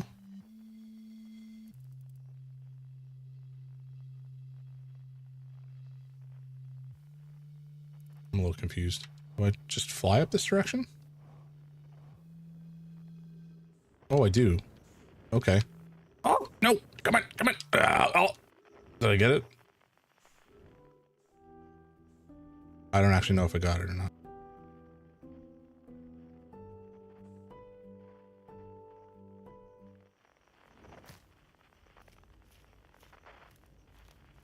I guess I got it? Maybe? Okay, let me get on here one more time. We'll see if it shows up again. All right, I think I got it. All right, all right, all right, all right. Yeah, we did. Yeah, bro. Hey, time pal. So you're getting the band back together, huh? Go on, go find the others. I'll be here. You don't need me yet, but you will. What? Oh, there is somebody else. What? Huh?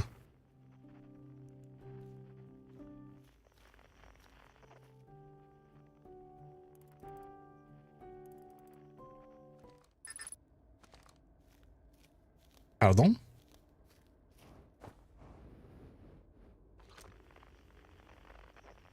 I'm confused.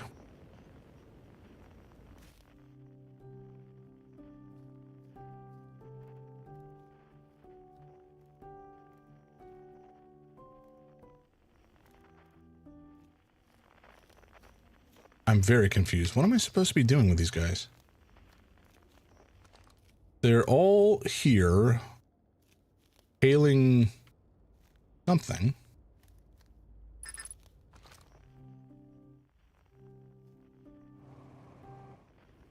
Oh. Huh? Oh, hello.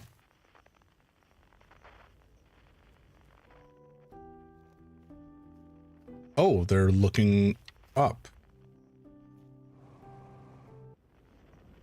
Okay, I guess I've sort of figured it out. I'm not entirely sure I get it, but I'll take it.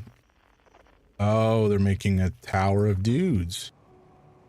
Try to reach the sun.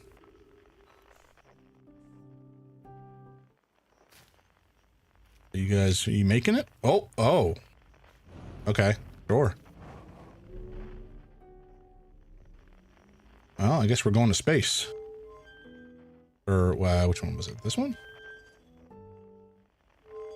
This one. There we go.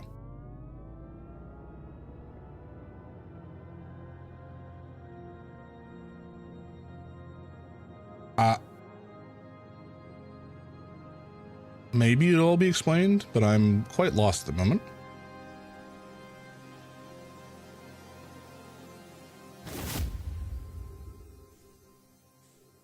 Huh? Okay, that's a mask. Presumably the mask that allowed us to, go back in time repeatedly.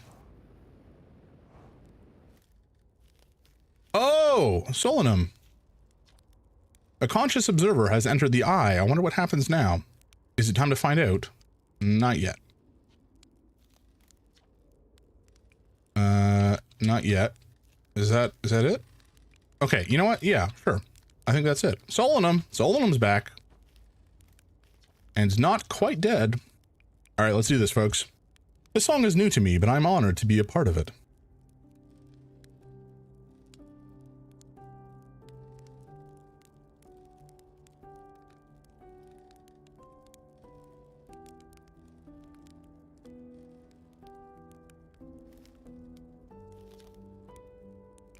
All right. Pump it up, Gabbro.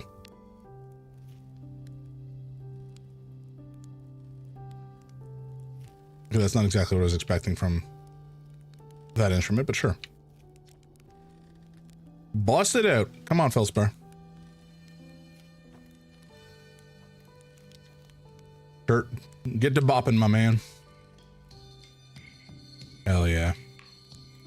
All right, Rebeck, bring the groove home.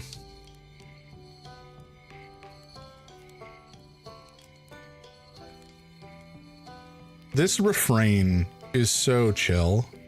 I love the music in this game. All right, Esker, what you gotta say? Get to playing. Oh, he's just whistling.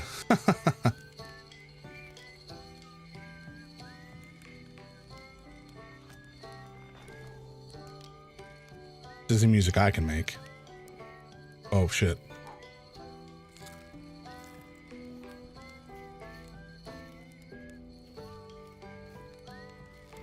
Yeah, I guess that's that. Oh. Oh.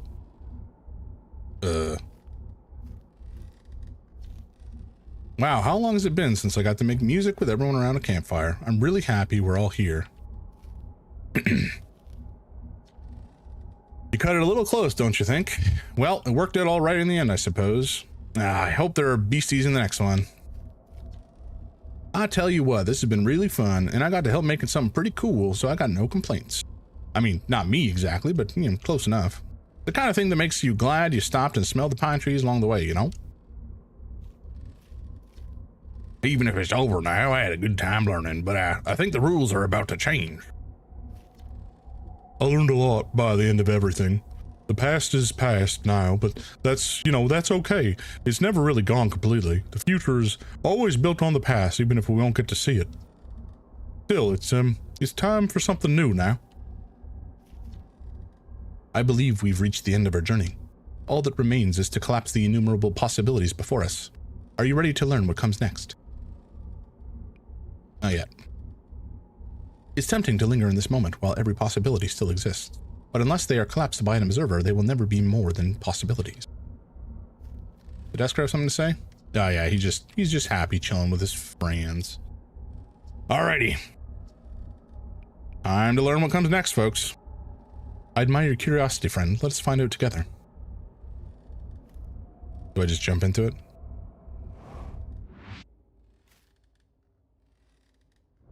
Whoa!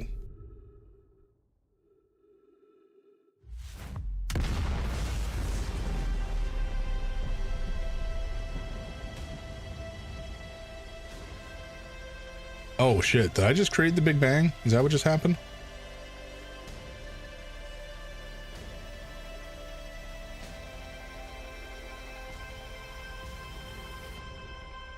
My eyes!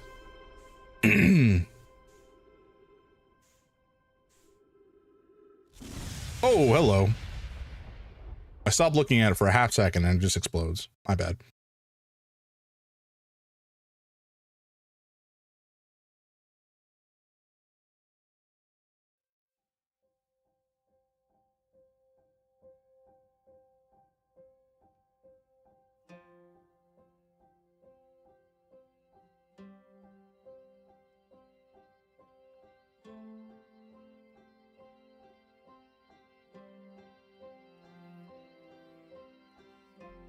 We failed at saving the universe. We won at accepting it.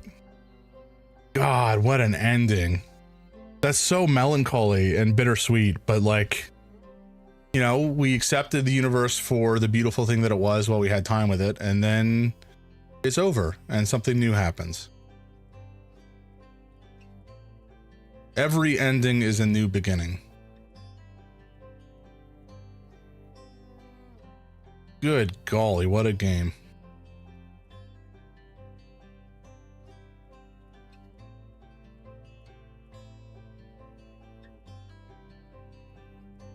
I'm kind of at a loss for words at the ending, like, no, not at the ending, but just at the game ending. Both, you know, the game has ended from a story perspective, but also the game is over from a gameplay perspective. Now, admittedly, there's the DLC. The future is always built on the past, even if we don't get to see it, is a beautiful quote. Yes, it's so true. And it's extremely, extremely relevant to society today. Not necessarily in a good way, but it's so true. What a remarkable experience. I completely understand why people play this game and then have nothing good to say, or nothing but good things to say about it. And why, like, it's, you just can't excuse me, you just can't experience something like this a second time, right? Like, you just can't. You know everything, you know how the puzzles work, you know how the world works.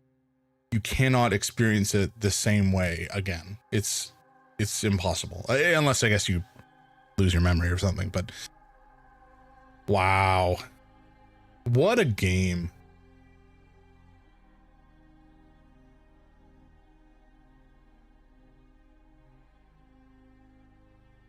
I'm gonna be thinking about this one for a while for sure. Now, we will play through the DLC. I don't know that there's that much to it. I don't actually know much about what it adds.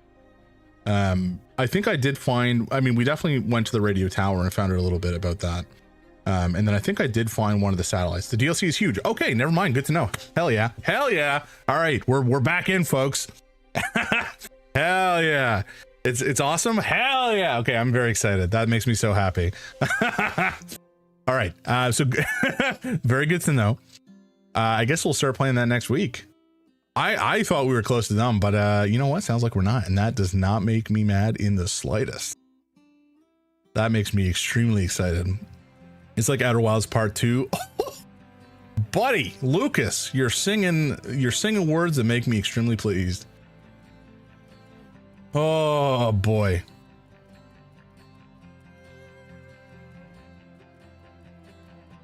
God, what a good game. And the music is so good. And I love how much of it is like tied together with the characters in the game, like them all having their own instrument and their own vibes.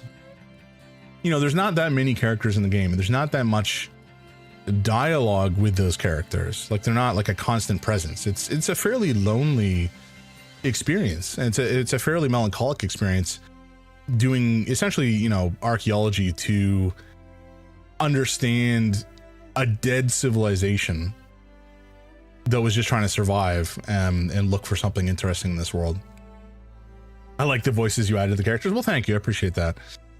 I like doing characters when, or voices rather, when characters are not voiced by the game. Just like, I don't know, it's fun. It's fun doing voices. Good Lord. Thesis advisors, what? I don't know what that is related to, but that's fascinating. It's so Annapurna. Is it Annapurna that I'm thinking of? I mean, Annapurna as a publisher has published some truly incredible things. And I want to say that as a publishing division, they have since unfortunately kind of fallen apart. Is it them that I'm thinking of, or is it a different company? But somebody like stepped in and the entire publishing team basically just walked away. I don't remember if it's Annapurna or somebody different. Oh, hello. Hello. Denouement. 14.3 billion years later.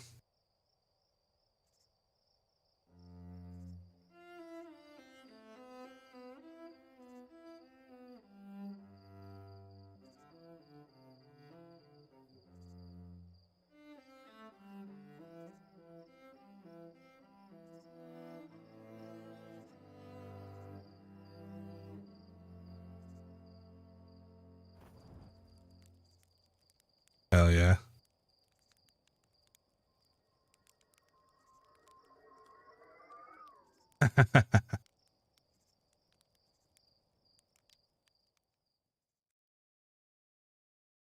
$14.3 billion years later, the music comes back. The scout is only there because you shot it into the eye. It wouldn't have appeared otherwise. Oh, that's so fun. That's so fun.